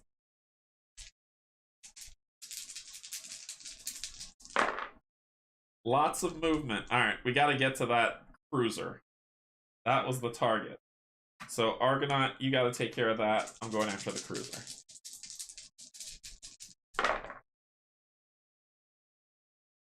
Ready? Alright, so you can flip, rotate, fly, fly, shoot. Right? So it's rotate 1, 2, 1, 2, which will put me here. I need to rotate 1, and then I could shoot it. Just don't have the tactics. Don't have the power, Captain. I can do a basic turn, so it would put me here, but I'll be facing that way. I gotta get to that cruiser. Oh, what do I do? What a perfect time for a stress die.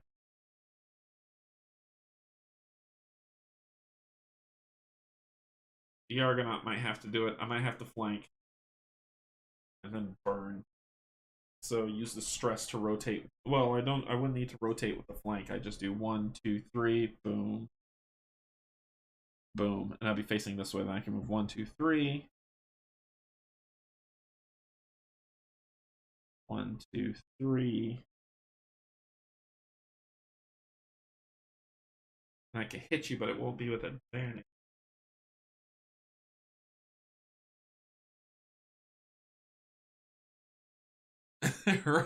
Round 2. 98 minutes. I played a different scenario just now, that's why. um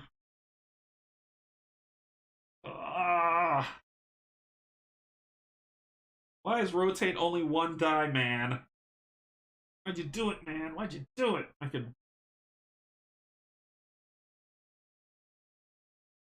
I could get him with interrupt beam with a rotate, though. Let's try.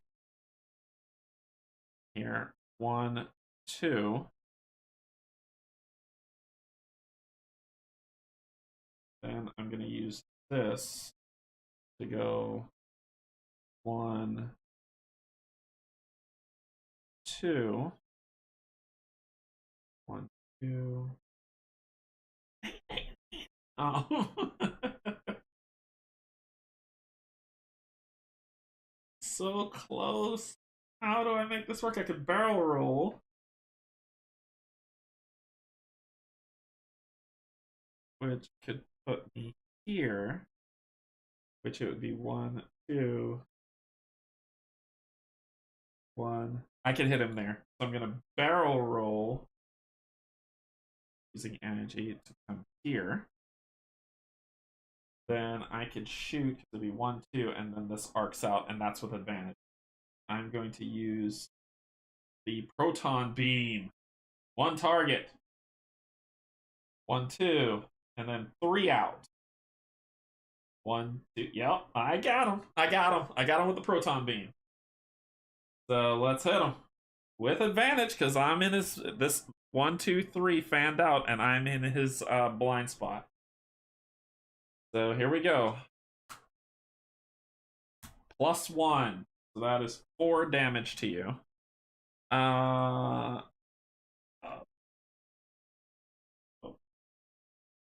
Actually, I'm going to use targeting computer to add +1 to that.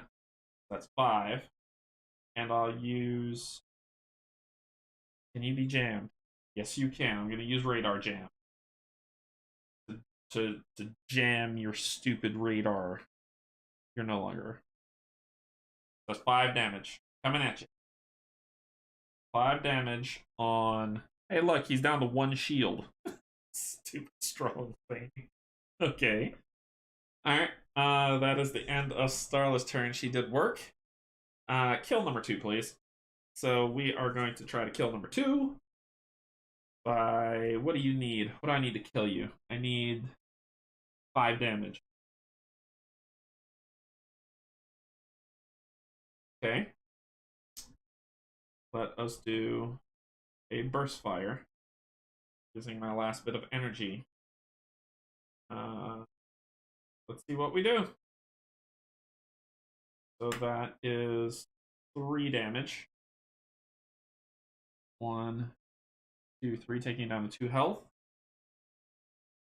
And I got 2 more things left to play with. I could take a stress to shoot you again, and but I'd have to use this.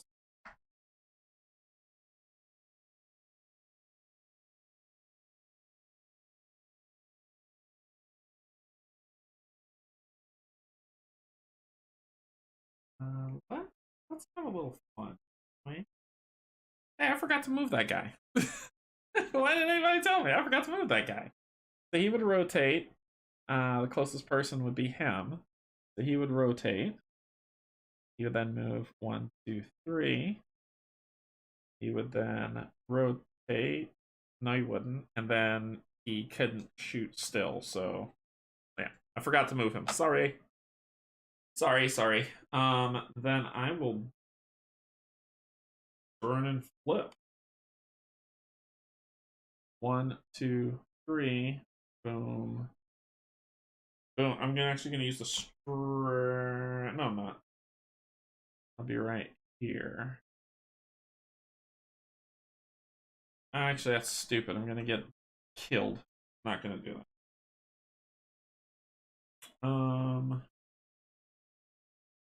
Not gonna rotate. Can't do any of that. I'm just gonna take the stress to shoot you for 1. +1, 2. I'll take that. 1, 2. That's enough. Ba-boom. That worked. I'll take that win. And that is the end. I got 1 more die. I'm going to use it to go boom, boom. And now I'm done. All right. So synthetics first. Synthetic combat. You are going to rotate, shoot, and let's see what you can do. So you're going to rotate. You're going to shoot 1, 2, 1, 2, so you can hit me. So you don't need to rotate. You can shoot. Your modifier is +0, and you're going to hack me if you hit me. So let's see what you're rolling with. 0, so you hit me for 3 damage. Oh, and I was supposed to get 1 shield at the beginning of the round, sorry. 1, 2, 3. Then you hack me. And to hack me means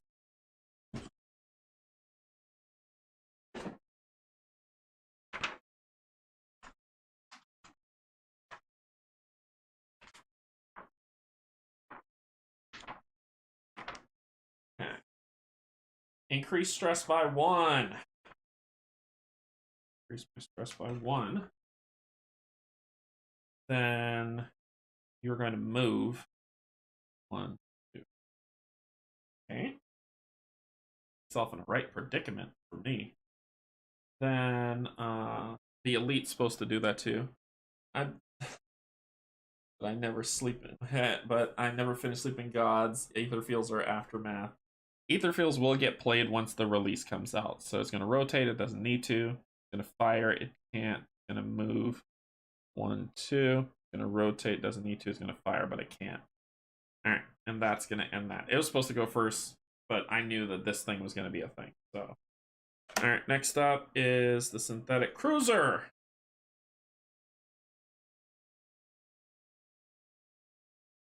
Come on. Here we go. It's going to repair itself. Why? So it's going to rotate, move, and shoot. And shooting means that it repairs itself.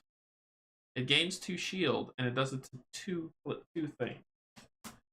It doesn't have. It shouldn't have any damage. I think only this thing does. So it's the cruiser is going to move. Is going to rotate to the closest target. 1, 2. It's going to move 1, 2, and then it's going to repair itself for 2 hull. It's already at full. 2 shield. That sucks, and that sucks.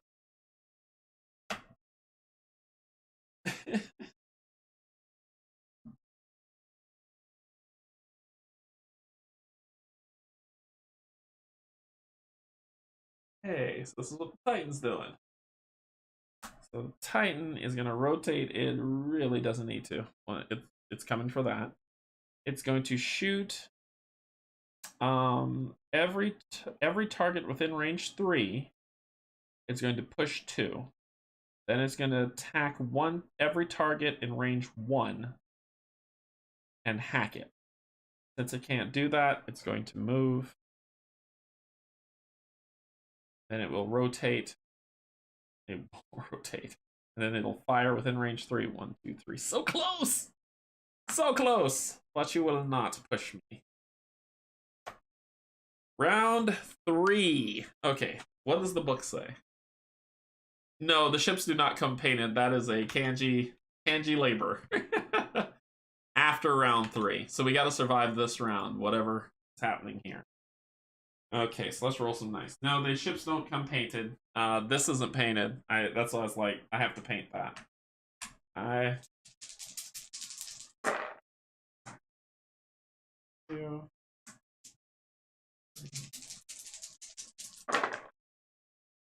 keep rolling all the stress. Okay. So, what is we gonna do? You can rotate. You need flank. Flank would be perfect. A rotate flank. Oh, it put me right behind it. Man,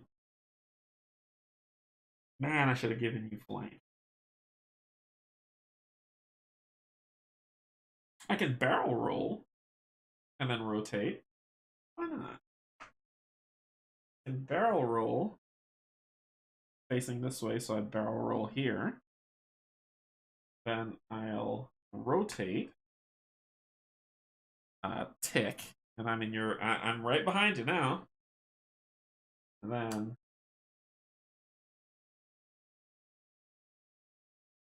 let's do what we do.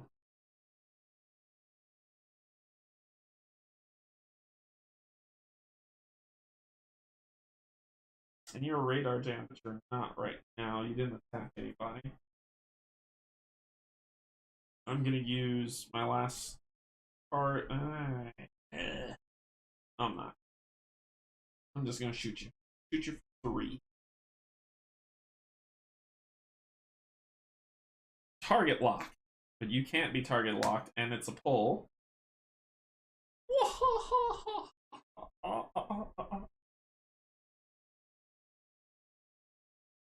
Crit! Crit! That is 6. 1, 2, 3.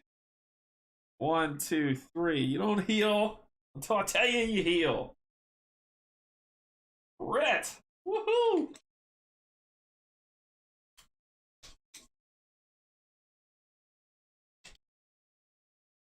I ordered mine after Candy's first episode. That's awesome, Frank. That's awesome. It is available retail. If you go to Games website, you can get it if you're in the US. It is not available to UK EU. It's just US based. It's available in their store. I know that Brandon said he's working on it, but for right now, it's just available. However, if you know somebody, right, you're willing to pay shipping, you can get the game. All right. I do that to do this. And piercing that shield. Oh no, that's long shot. I can't. You're too close. I'm just gonna shoot you for 1 then. No, I'm not. Not gonna shoot you at all. I'm not gonna shoot you at all. Oh, it's not cheap. You should watch it. It's good. It's good. It's good. It's good. It's a good game. You get a lot of content. You get a lot of content for what you pay for. That's how it usually goes, right? After I draw the crit, I draw the miss. That's how it goes. All right. Your turn. Well, we are gonna burn and flip on you. So flank for sure. 1, 2, 3.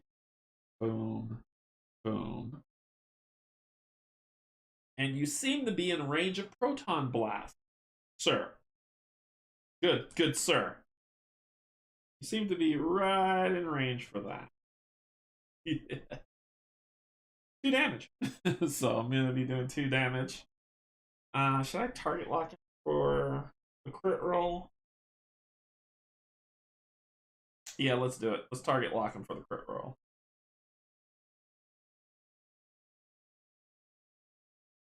-1, +1. That'll work. So that's 3 damage. On number 3. 1, 2, 3. And then I got the stress thing that I'm not going to do a thing about it. Having half minis, half standees bugs me. It's not too bad. It's not too bad. I'm just spoiled, but it's not too bad. It's not bad if you can go with it. All right, the enemy's turn. Synthetics go first. The fighters go first. Let's take a look at the card. All the green that makes me have to hold my hand up. There it is. This is gonna hurt. Here we go. So you're gonna rotate. 1, 2. Oh, first the elite, right? You don't need to rotate. Then you're gonna move 1, 2, 3, 4. 1, 2, 3, 4. You're gonna rotate. You're gonna fire. Yeah, you don't have firing solution. You're gonna move 1, 2, 3, 4. Then you're gonna rotate. And then you're gonna shoot my ship. And you're gonna. Oh, it's immune to. It's not immune to hack. But it doesn't. I mean, you can't take the stress of it. So let's see what you're doing. So you're gonna be doing 3 damage, taking it down to 7. Then you are going to rotate 1, 2. You can't hit. You're going to move to the edge of the board. You're going to rotate.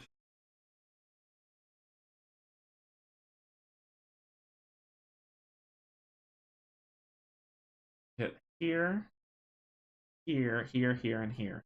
You can't hit me. Your attack. Oh, it's +1 actually, so it's 4. You hit me for 4. You hit the big ship for 4. I think I might have just lost. Let's see what happens with the cruiser. Stop with the repairing. Stop it.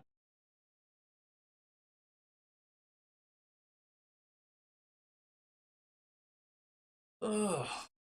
Gross. Rotate. Boom. Boom. Move. 1, 2, 3. And then every ship within range 3 repairs 2. None of them are. And it doesn't count you. So, yeah. And that ends your turn. Titan. Glorious, glorious Titan. Going to beat the brakes off of my ship. Alright, so it's going to rotate, doesn't need to. Target is going to shoot all ships within range 3. It's going to push 2. All enemy ships is going to push 2. All enemies within range 1 is going to get attacked. It's then going to move 1. It's going to then rotate. Doesn't need to. It's going to push all ships within range 3. The Sparrow's immune to push. Is then going to target all enemies within range 1. Oh my god. That's the end of round 3. Ah, that's the end of round 3. We've lived. So let's see what happens. Readjust your strategy. Pull up, pull up. For every fighter you eliminate, there seems to be 2 more taking its place. They're everywhere, and your defense is starting to buckle under the continuous onslaught. Soul's voice crackles over the comm, full of urgency. Pilots, you've got to buy us a little more time. No. Greece and her team have nearly got the jump engines back online. At this rate, you're not you're not sure if you can hold up for a little more time. You reform up with your flight wing and bank hard across the enemy's sights. Perhaps you can drag this fire further from the Sparrow. They seem to be taking the bait and chasing you, but then you see it warp in. The vast ship that destroyed Medea. Some of the crew have started referring to it as the Titan. That may describe its immense size, but nothing can convey its terror like the ball of fear tightening in your stomach. Waves of fighters begin to spill from hangar bays, dotting across the Titan surface. A little more time just got a lot harder. What do I gotta do? What do I gotta do? Continue to next page. Objective. Keep the Sparrow alive until the end of round 10? Read the conclusion. What? Are you mad? Are you mad? Oh. Brandon, what? Why? Oh, no. Okay. So we need to keep we need to keep the Sparrow alive until the end of round 10, and we're on round 4, and it doesn't move. Sweet.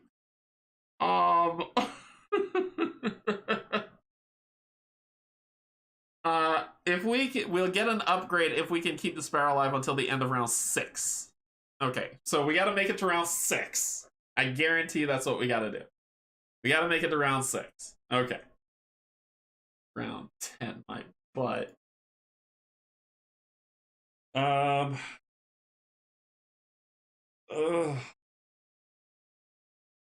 Proud Mary, keep on burning. Let's do this. Round 4. We get a shield back.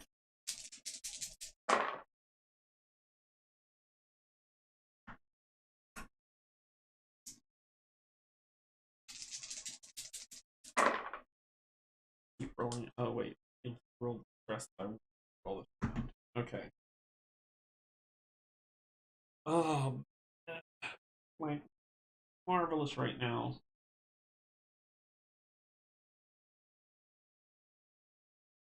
I could destroy that cruiser. That's the best I got, but I gotta get back and take care of that elite. That elite just became a problem. Um.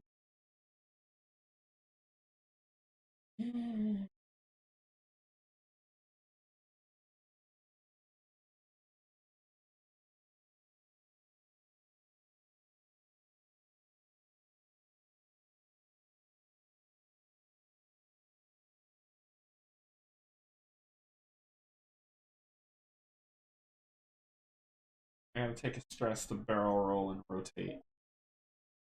Take that stress. Barrel roll here.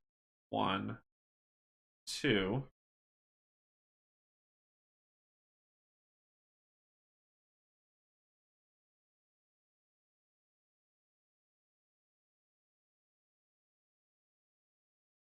Oh wait, your back is to me. No, I won't do that.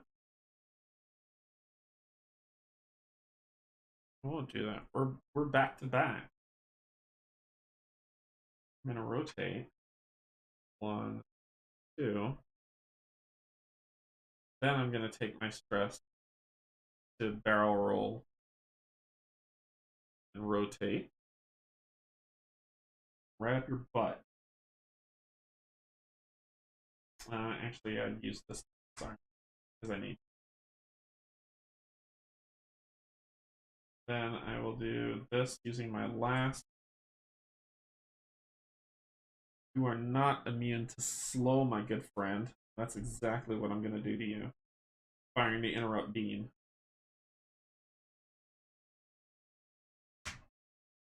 For 3 damage. 1, 2, 3. You're slowed. And let's see if we can turn $1 into 15 cents with this shot. Come on! Come on! Once the mist shows up, it's there forever.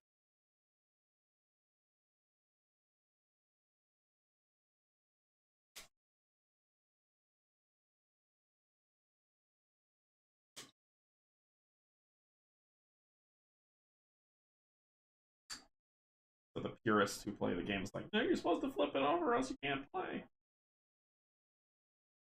Alright, so gotta go. Might rotate and get the heck out of here.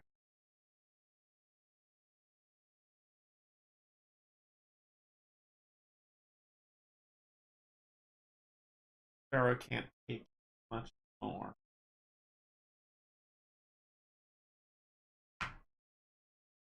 One, two. Nope, we'll go here.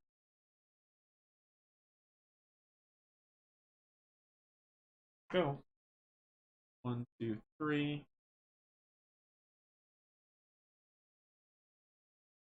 One, two, three.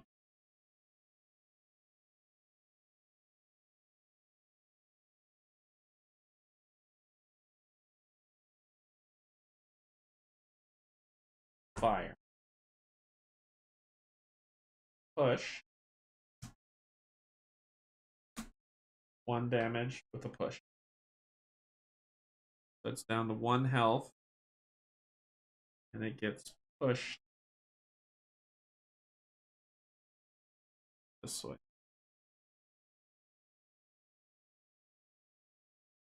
That's all I got. It can't move this round because it's slowed, but it can still do stuff. So, fighters. I think I might have lost the scenario. This is just a lot. Somebody who's better at combat expertise and all that other stuff could be able to beat this. So number 1's gonna shoot for 4 damage. 1, 2, 3, 4, taking the sparrow down to 2. Then it's going to move here, here.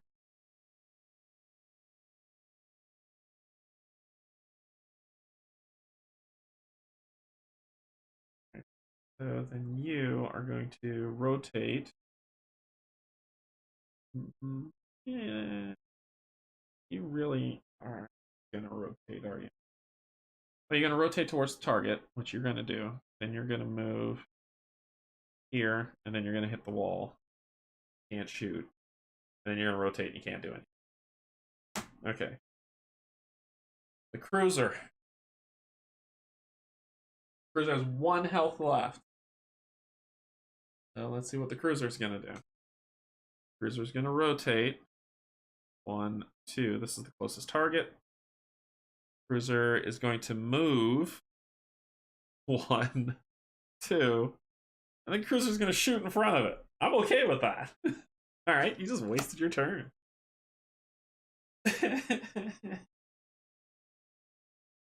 No! Oh, this is gonna hurt.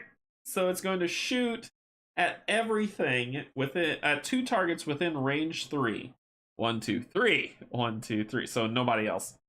So it's hitting you, and it's hitting for 6.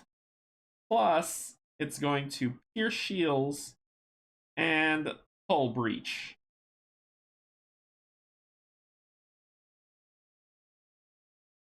I can flip over my cards to negate damage to the sparrow, And I think it's time to do that. Because that would kill it. We still got to pull. It's a miss! Yes! Yes! Yes! Yes! Woo! And it's all up in my grill. Like, num num num num num.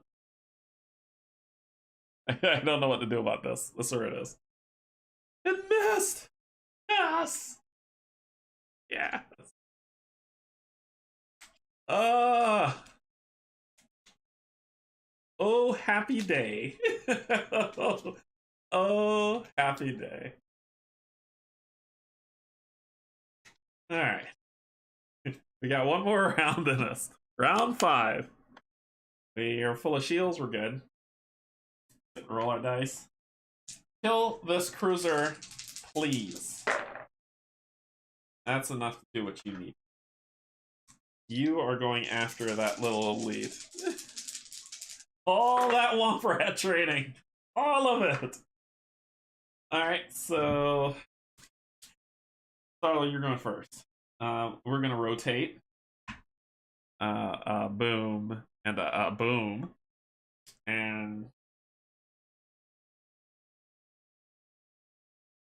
shoot him. Dang it. Shoot him again. Oh, wait. I can't.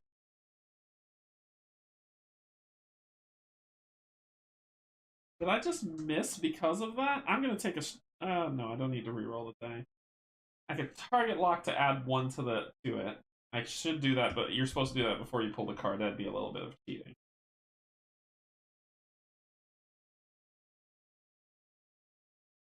Oh wait, you were slowed. You couldn't move. You'd have been here. So we get the retcon that. Because you were slowed, I screwed that up. You couldn't move. You'd have been there. So I turned here 1, 2. So then I would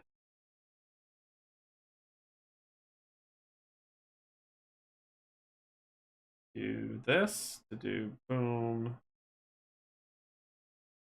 boom. I would do this to rotate.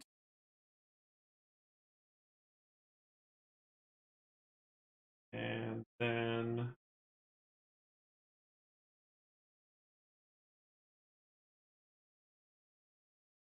just to keep it fair so there's no cheat work here, I would have done the shot, pulled the -1, and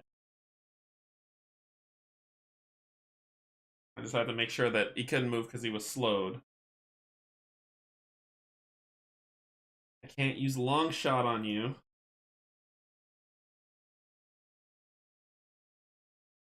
Lurg.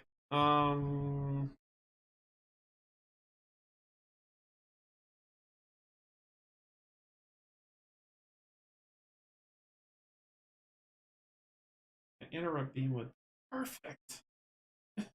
She has all the wrong build out for what I need. Everything she has doesn't work.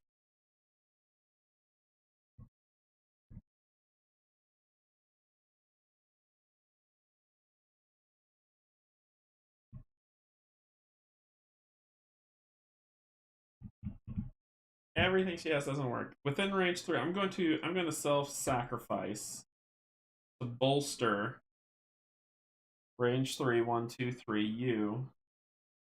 I'll lose 1 hull. I'm gonna bolster you. And bolster means ramming speed. Ramming speed. Bolster is insert a oh, it's a bless. Bolster's a bless. I'm gonna insert a bless card or a ×2 crit into this deck. Shuffle it all up with the discard.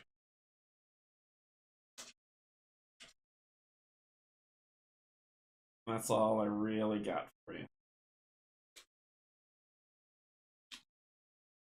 I don't know. Who knows? Alright, you. You. Yes, you. Target 2 targets. Are you in my range? 4, 3, 2. 2, 4, 1, 2, 3, 1, 2. Yes, you are. So I'm going to spend these 2. This is going to radar jam both these. And I'm going to shoot both these because I get to target 2 people, you 2.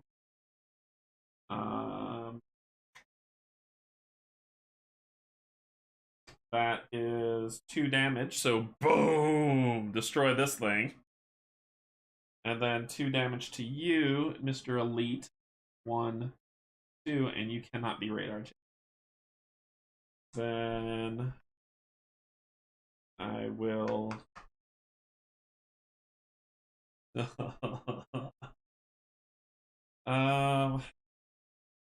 His burn and flank will be 1, 2, 3. Boom, boom. So I can't move there. But I can fly and rotate. Dang, sure could do that.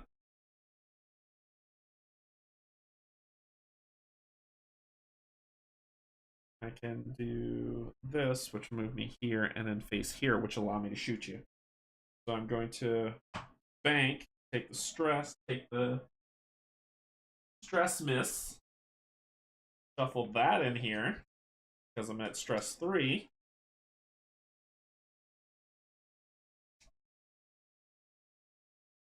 Let's see if we can get another pot shot off on this guy. So we got 2 crits and 2 misses in here.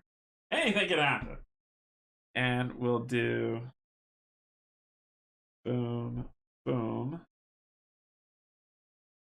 And you are in range. Yes, the heck you are. For a 1 shot. Why this card? I hate -1 cards. No damage. It says if you deal 0 damage, reduce 1 stress. That's my resolve, so I get out the stress miss. Reshuffle.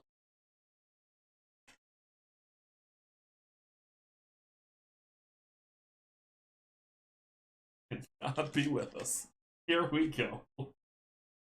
Here we go. The fighters.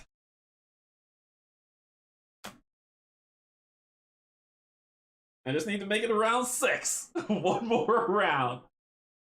Come on, come on, come on, come on, come on. Focus, focus. The reason why I'm holding up here, because if I do this, this ain't too bad. That ain't too bad. That ain't too bad. You get that the green see-through is green, so that's not bad. Okay, so it is going to rotate 1, 2, 1, 2. It's with the most hull. You have the most hull because I only have 2 hull left. You actually have the most hull. Mine, his is 4, yours is 5. You have the most hull. 1. That gets you there. And then you will move 1, 2, 3. You'll then shoot. That does nothing. You'll then no, you'll then rotate, then shoot. 1, 2, and then you'll shoot 1, 2, 3, and the attacks are here, which don't do anything. Nothing, sir. Nothing. You don't get to do your attack.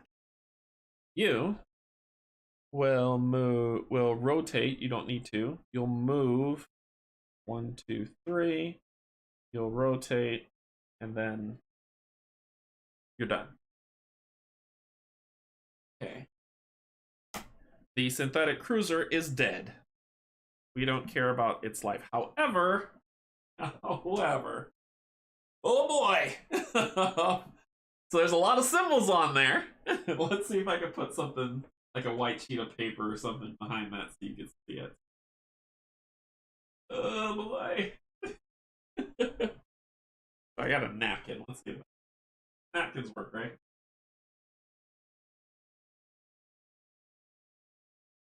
Napkins work, right? Alright, so it's gonna rotate. It always targets the sparrow.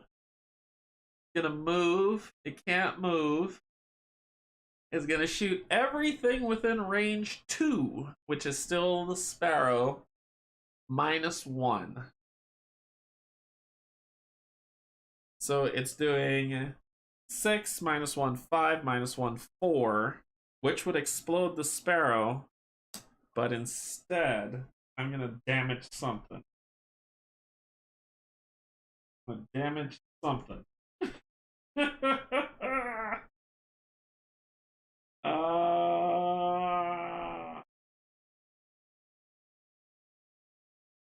Flank. I'm gonna damage flank. Keep the ship alive. Damage flank. It is going to hack. That means that gain a stress, but it's the sparrow. Sparrow can't be jammed, and it's going to gain 4 shield, but it's already at max.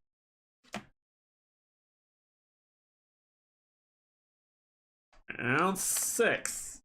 I made it to round 6. I get 1 shield. I'm good. We just gotta clean up the pain.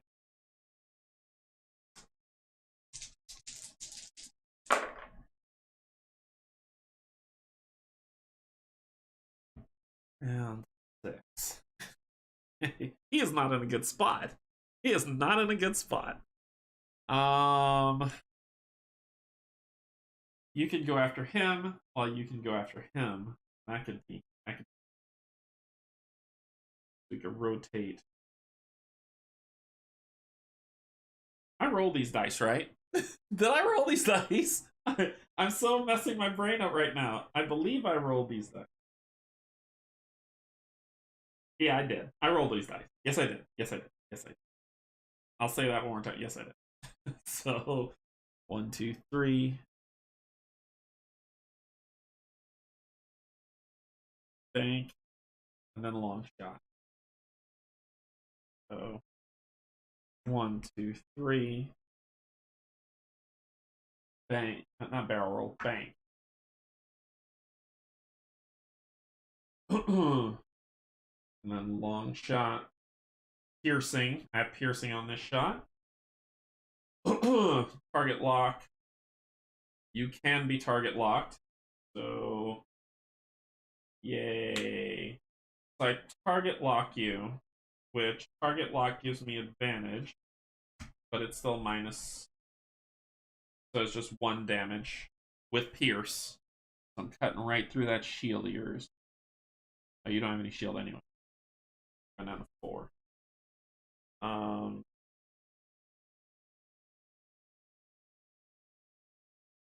Then I'm gonna barrel roll here.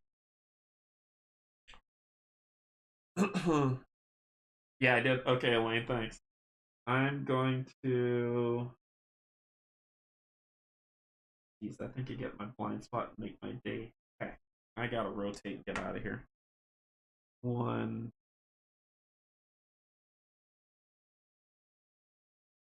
Then going to burn and flip and rotate would be perfect right now. Do this. Do face this way. Then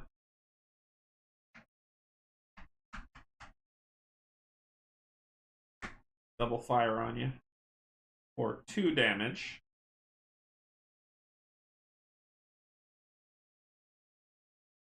You are target locked. 2 damage.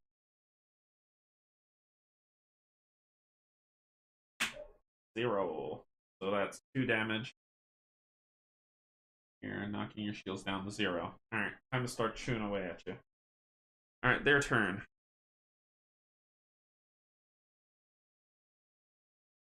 They are going to rotate, shoot, and then move, or move, rotate, shoot. They're going to rotate. They don't need to. They're going to shoot. That will hit me, and it's going to hack me, raising my stress level. Going to hit me for 0, so you're going to hit me for 3. 1, 2, 3. I'm down to 1. And my stress goes up. Getting that miss shuffled back into my deck. Grr. I got a bless in here. It's somewhere in here. It bolstered you, dang it. Alright, we gotta repair our ship. Things are getting dicey. Alright, then you're going to... What are you gonna do? Then you're gonna move after you shoot me. Boom, boom, boom. Okay. Your turn. You are going to rotate. You don't need to. You'll shoot me. Raise my stress level by... Oh!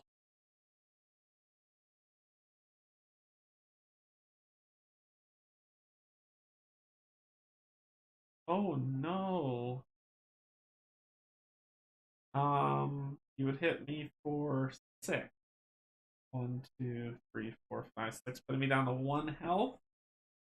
I'm gonna burn barrel roll. I don't want that damage. I don't want it. Wow. That would hurt.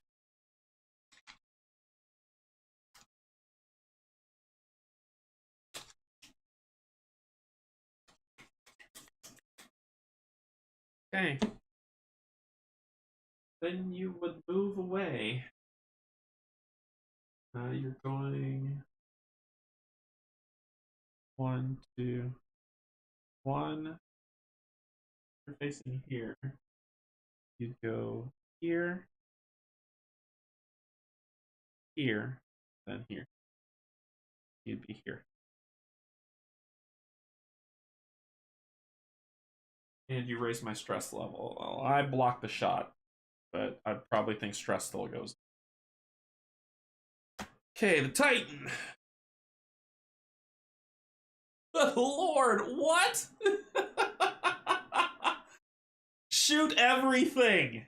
Everything in that range. Oh. What? Okay, so three up, 3 down. So it's definitely gonna hit that.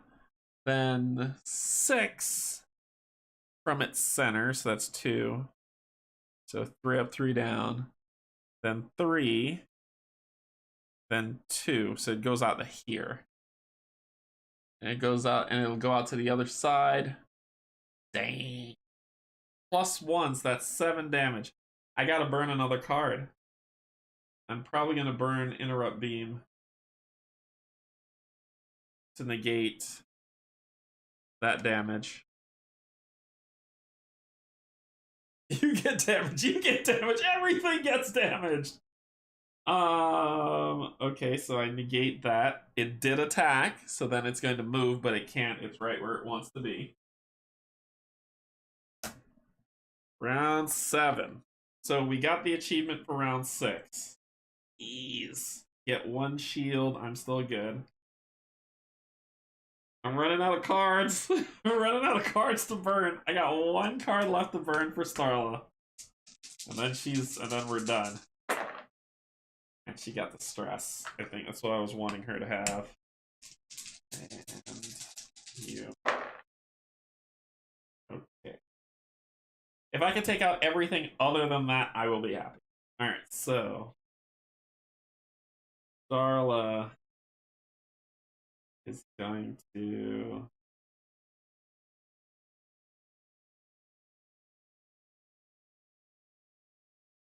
If I rotate... Nope, we're not going to be in my field of fire. I gotta turn, then rotate. That would be... I would hit this wall. I'd be here. No, I'd be here, then here. Or here, then here.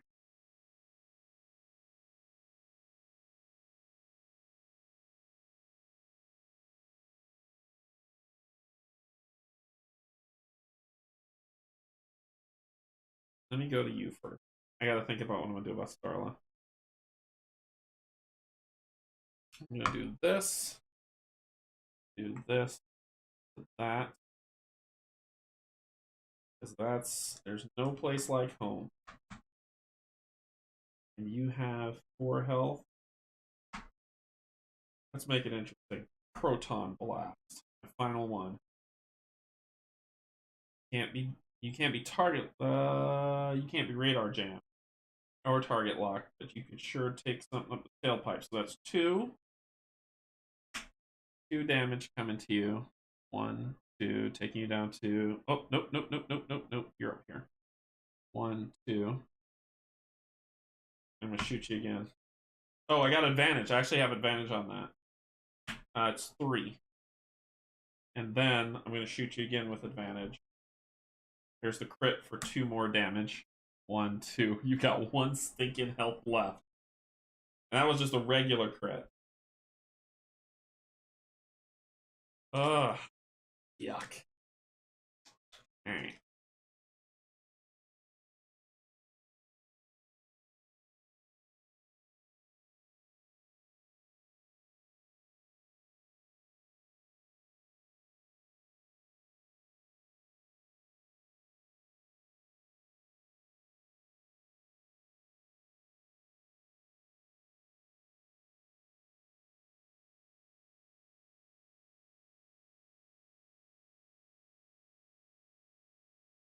Let's take out an elite ship, shall we? That'll make me happy. I'll make this all worth it. I could find a way to take that synth fighter out.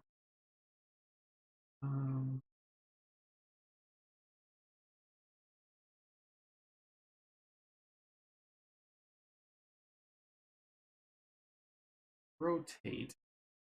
1, 2. Still won't be enough to hit it. Or if I can rotate. Press move.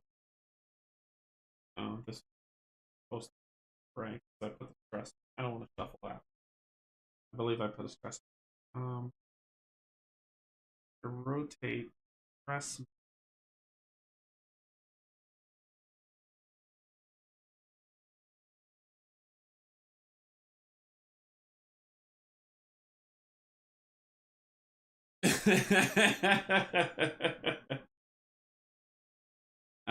I'm thinking of rotating to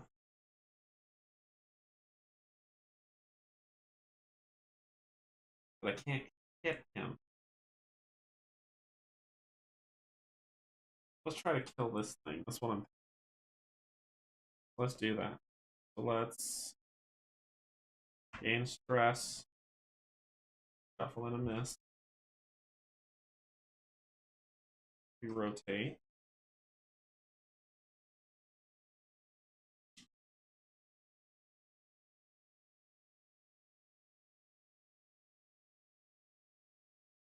One, 2. Then I'm going to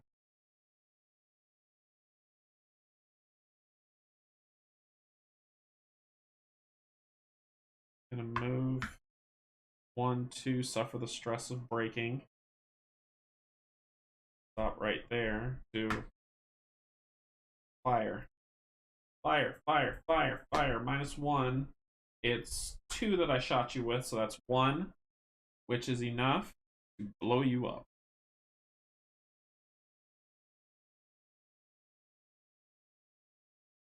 And then I am going to use my last radar jam. Jam you. Radar jam. You're going to be rolling with this advantage. Okay. That's it. Alright.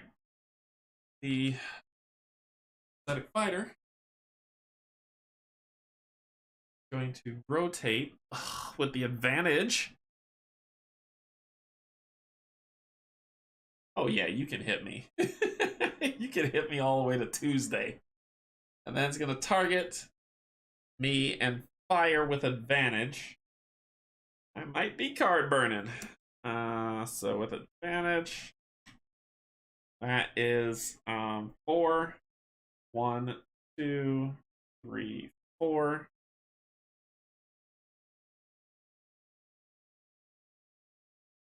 Then it's going to move 1, 2, 3. Okay. Yourself in a precarious spot. The Titan. Titan is gonna rotate. No, it's not. The Titan is gonna shoot. Everything within range. 3 targets within range 3. I gotta burn another thing. Unless we get the miss card. Ooh, gotta burn something. We're gonna burn Burst Fire. Burst Fire's good. Oh boy. Can I make it to 10? What? What? We're at 8. We're at round 8. Okay. We're at round 8. Oh my god. I gotta make sure I didn't screw up any rules.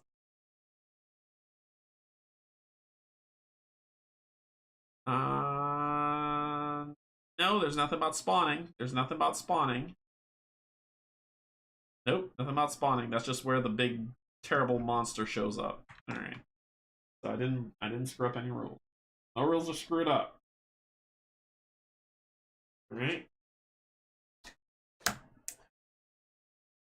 Oh boy. Okay.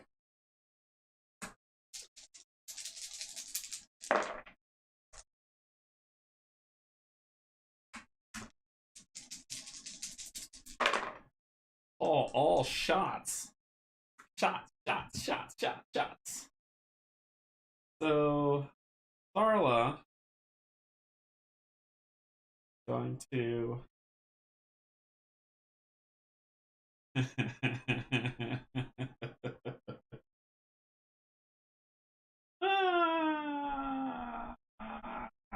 have to shoot you because it's with advantage. I have to do it because it's advantage.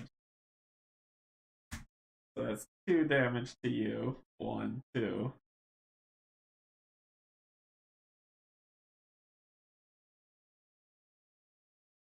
I should have repaired. But that's where I am. I got nothing else. I got nothing. They're staying so close. You good buddy are going to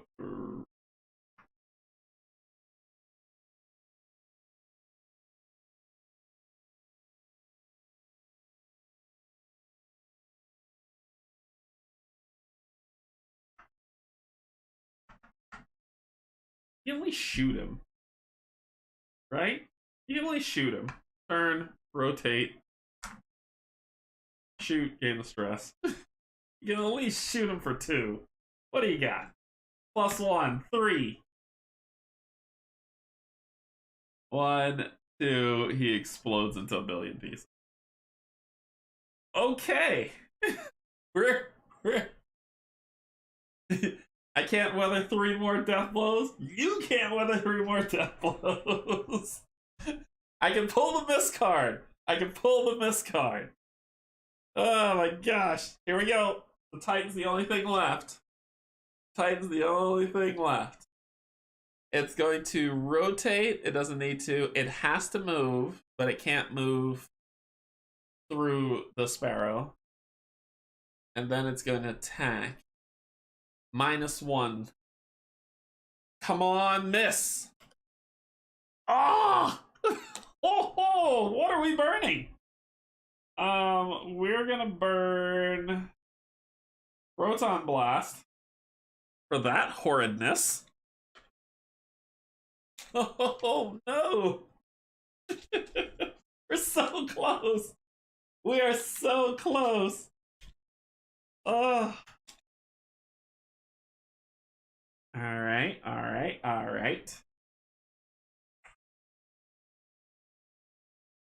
Round 9. Get 1 shield back.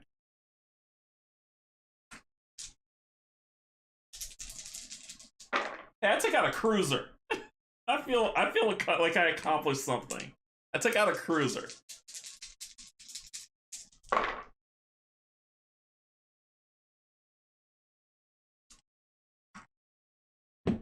Alright, alright, alright, alright, alright, alright, alright, alright, alright, alright. I said alright. Enough of this tomfoolery. We've got long shot, and long shot pierces. Dang it, you're immune to piercing armor.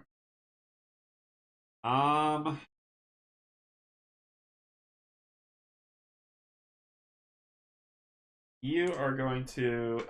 I don't know. There's no tomorrow with this. There's no tomorrow with this.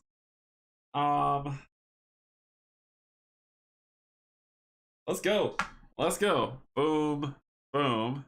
Let's go. Let's put some hits on this thing. Let's do the thing. Oh god.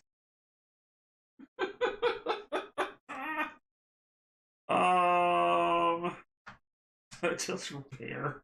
I think I should. Nah. There is no repair here. Let's go. Let's go. 1, 2. Let's go. Oh,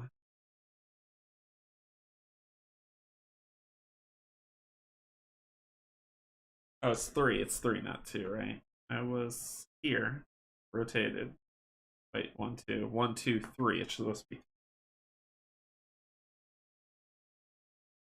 Rotate. That's with pure advantage.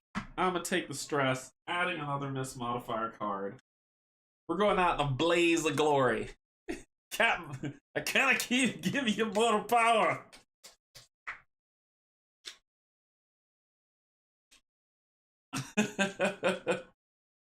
Is this even winnable with targeting the sparrow all the time? I don't think it is. I think it's just outlast. It's to see how long you can last.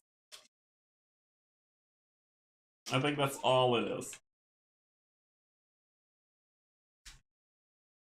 Kind of thematic that Greece gets it working right as we're whatever's about to happen's about to happen.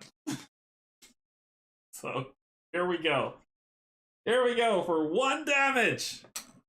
For no damage. And if I get no damage, I reduce my stress, which pulls out the stress miss card. And then reshuffle the deck. What am I even doing? Okay. Alright.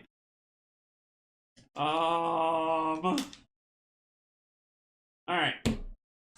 We said there's no tomorrow, right? That's what we said. Let's go.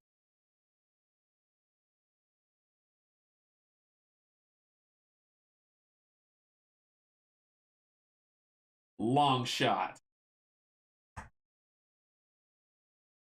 Is no tomorrow. Come on. Oh wait, that was supposed to be with advantage. Whatever. 0. So that is 2 damage. Oh look, their shields went down to 28. I don't care. I hit you. You knew I was here. Now let's fly our ship into them and kill us all. That's gonna be it. That's it. That's it. That's it. The Titan. Oh, he's actually gonna move past the ship now. Interesting. So target 2 ships within range 3. 1, 2, 3, 1, 2. Yeah, so highest hull. The Sparrow and Starla. So the Sparrow first. -1. Burn this. Not Starla. Sorry, yeah, Starla. And boom, we lost. Because Starla can't take that hit. That is, what is it? Is it -1 of 6, so 5. 1, 2, 3, 4. Boom. And we lost. Alright, we got to round 9. I made it to round 9. I challenge you all to see how far you can get. We got the round 9. 1 away. Okay.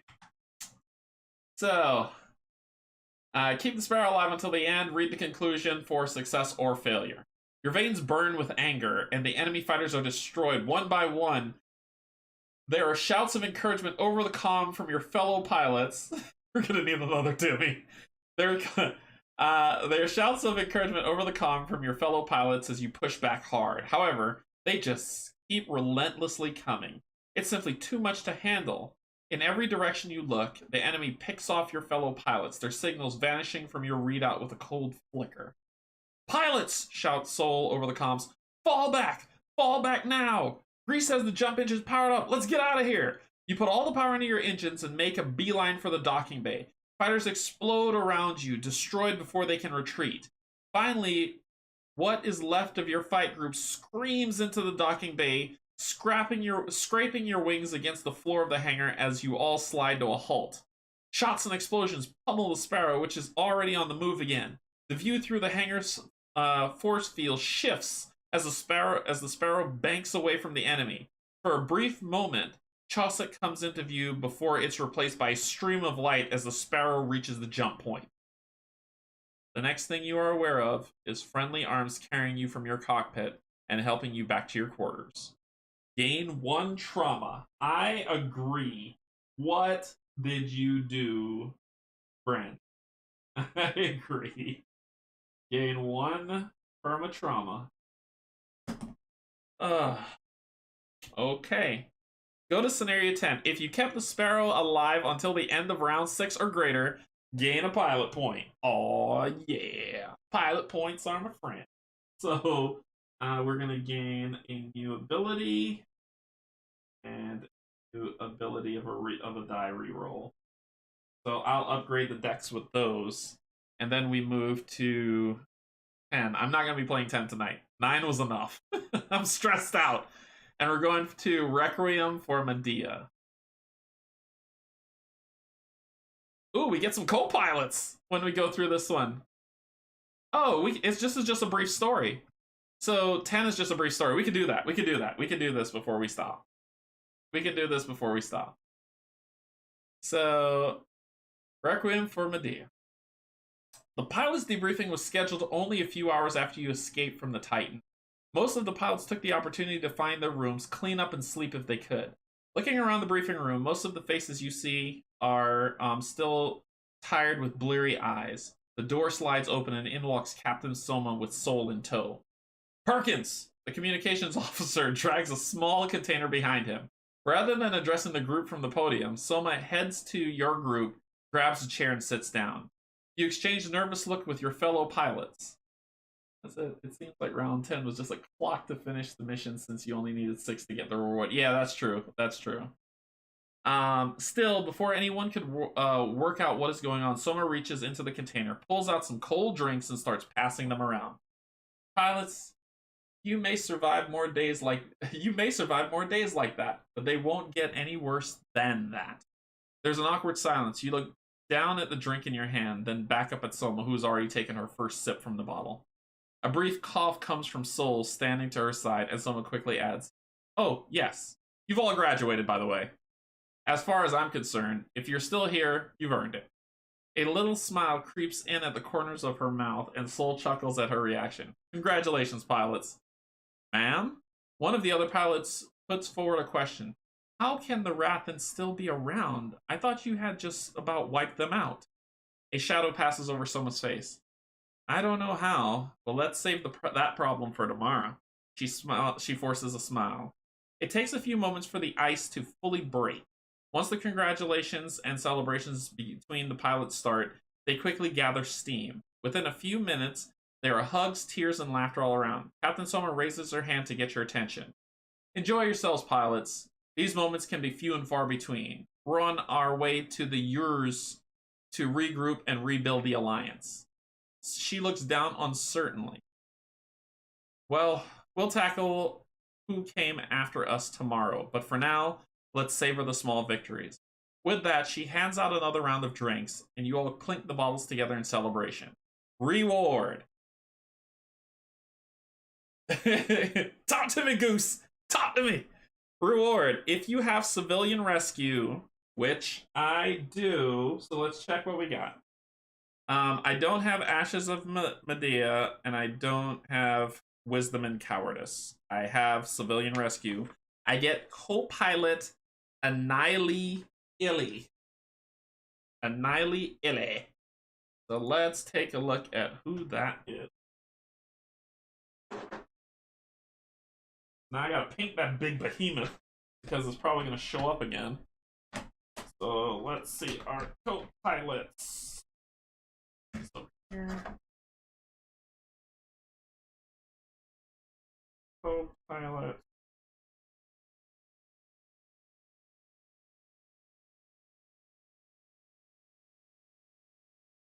Search through form. Pilots, ship ability, pilot. Pilot. These are all the other pilots and the unlockable pilots. So they've got to be in here. Yeah. So this is the Sparrow. Alpha. Here you are. Here you are.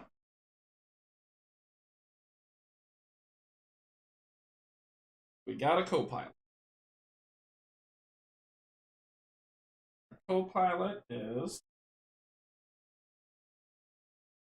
Annihilate Illy.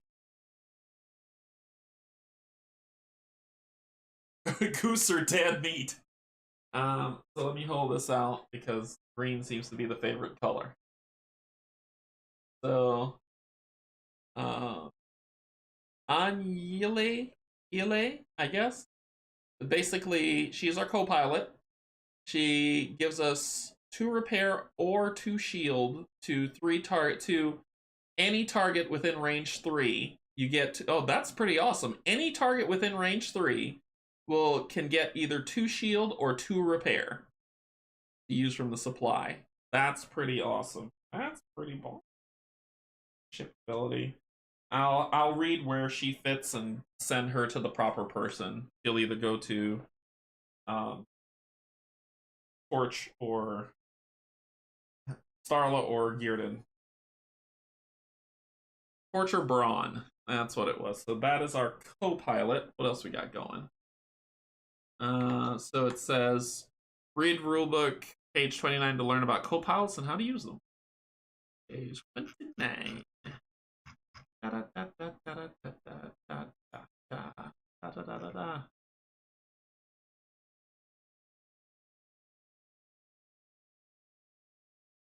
Co-pilots. Squads will gain and lose co-pilots throughout the Stars of Akarios campaign. Co-pilots are unique ability cards. Players can equip only 1 co-pilot in any tech, ship, or pilot ability slot on the player board. Co-pilots can be equipped and unequipped between scenarios. A list of co-pilots can be found on 30 seconds. Cool. Cool. And then story. Then we get into it says go to scenario 11. Congratulations, you have cool. Let's finish this. Let's close this out and finish the prologue. Alright, so and then we will continue on to the next one as we come in. So let's finish out this story. The starship's vast bridge is shrouded in darkness, with only a dim glow from the many consoles and displays. There are just 3 figures in the otherwise empty space. 2 of them stand almost motionless, while the third figure sits in a high-backed chair slightly hunched forward. The furthest forward of the group is below a wide bank of monitors. It stands with its hands folded back on a hinge. The exposed forearm reveals a variety of snaking cables emerging directly into the dashboard. The android turns away from the readouts, addressing the 2 individuals at the rear of the bridge in a synthesized voice. Scanners indicate Medellian ship has achieved jump, tracking lost. The second figure stands slightly in front of the chair, regarding the monitor closely. Her features are much more human, but when she moves, she does so with the stiff and erect posture of an android. She turns her attention to the seated individual. Her voice is closer to human, but contains a slight modulation that betrays her synthetic nature. We've taken everything from them, Doctor. is it necessary to pursue this one ship to the end of the universe? Although the seated man appears bent and tired, his eyes glint with a grim determination. His wiry knuckles whiten as he grips the arm of the chair in frustration, and his expression turns to one of simmering anger. He is very human. His response is terse and quiet. Don't ask questions you know the answers to. That is the Sparrow, and Soma is on that ship. We will pursue it until there is nothing left to run down. I will chase you around the Antares Nebula and around Perdition's flame before I let you go. Take some time to flip through the remainder of the rulebook. If you are finding the game too difficult or too easy, read 37 to adjust the difficulty. At this time, you may choose to switch your starting ship to another available starting ship, return all upgrades and abilities, and equip the equivalent amount on your new ship. Congratulations, you have completed the Stars of Akarios prologue. Reward: we get 15 credits and the pilot skill. So this here, and we get 15 credits. Used all 25 already, so 50 credits, and we each get a pilot skill. Start them up here. And here it is. Okay, 15 credits, and that's it. So we're gonna stop there, and when we come back, we're coming to Uprising. So somebody's hunting Soma, and we need to find out who. Cool! And that is Stars of Akarios, the prologue. So 2 days got through the prologue. I'm feeling good about it. We played a lot, but we got through the prologue in some pretty decent time. I think we played 6 hours on Sunday, and we played about 2, almost 3 hours, so roughly 9 hours of gameplay in the prologue. And there's still the chat, and we have to go through Act 1, 2, and 3 to figure out what's going on. So lots more story to come. So I think this has been fun. This has been a good playthrough. Once again, I probably messed up somewhere, and somebody who's a rules lawyer is going to tell me how terrible I am for doing that. Get over it.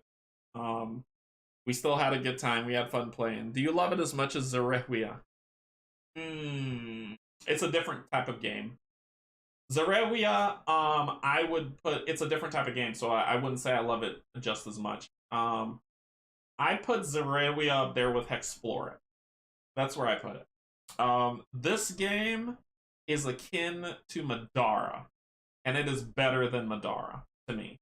It is akin to Madara, and it's better than Madara. It's akin to Gloomhaven. Ooh, that's a tall order. I think it's, for me,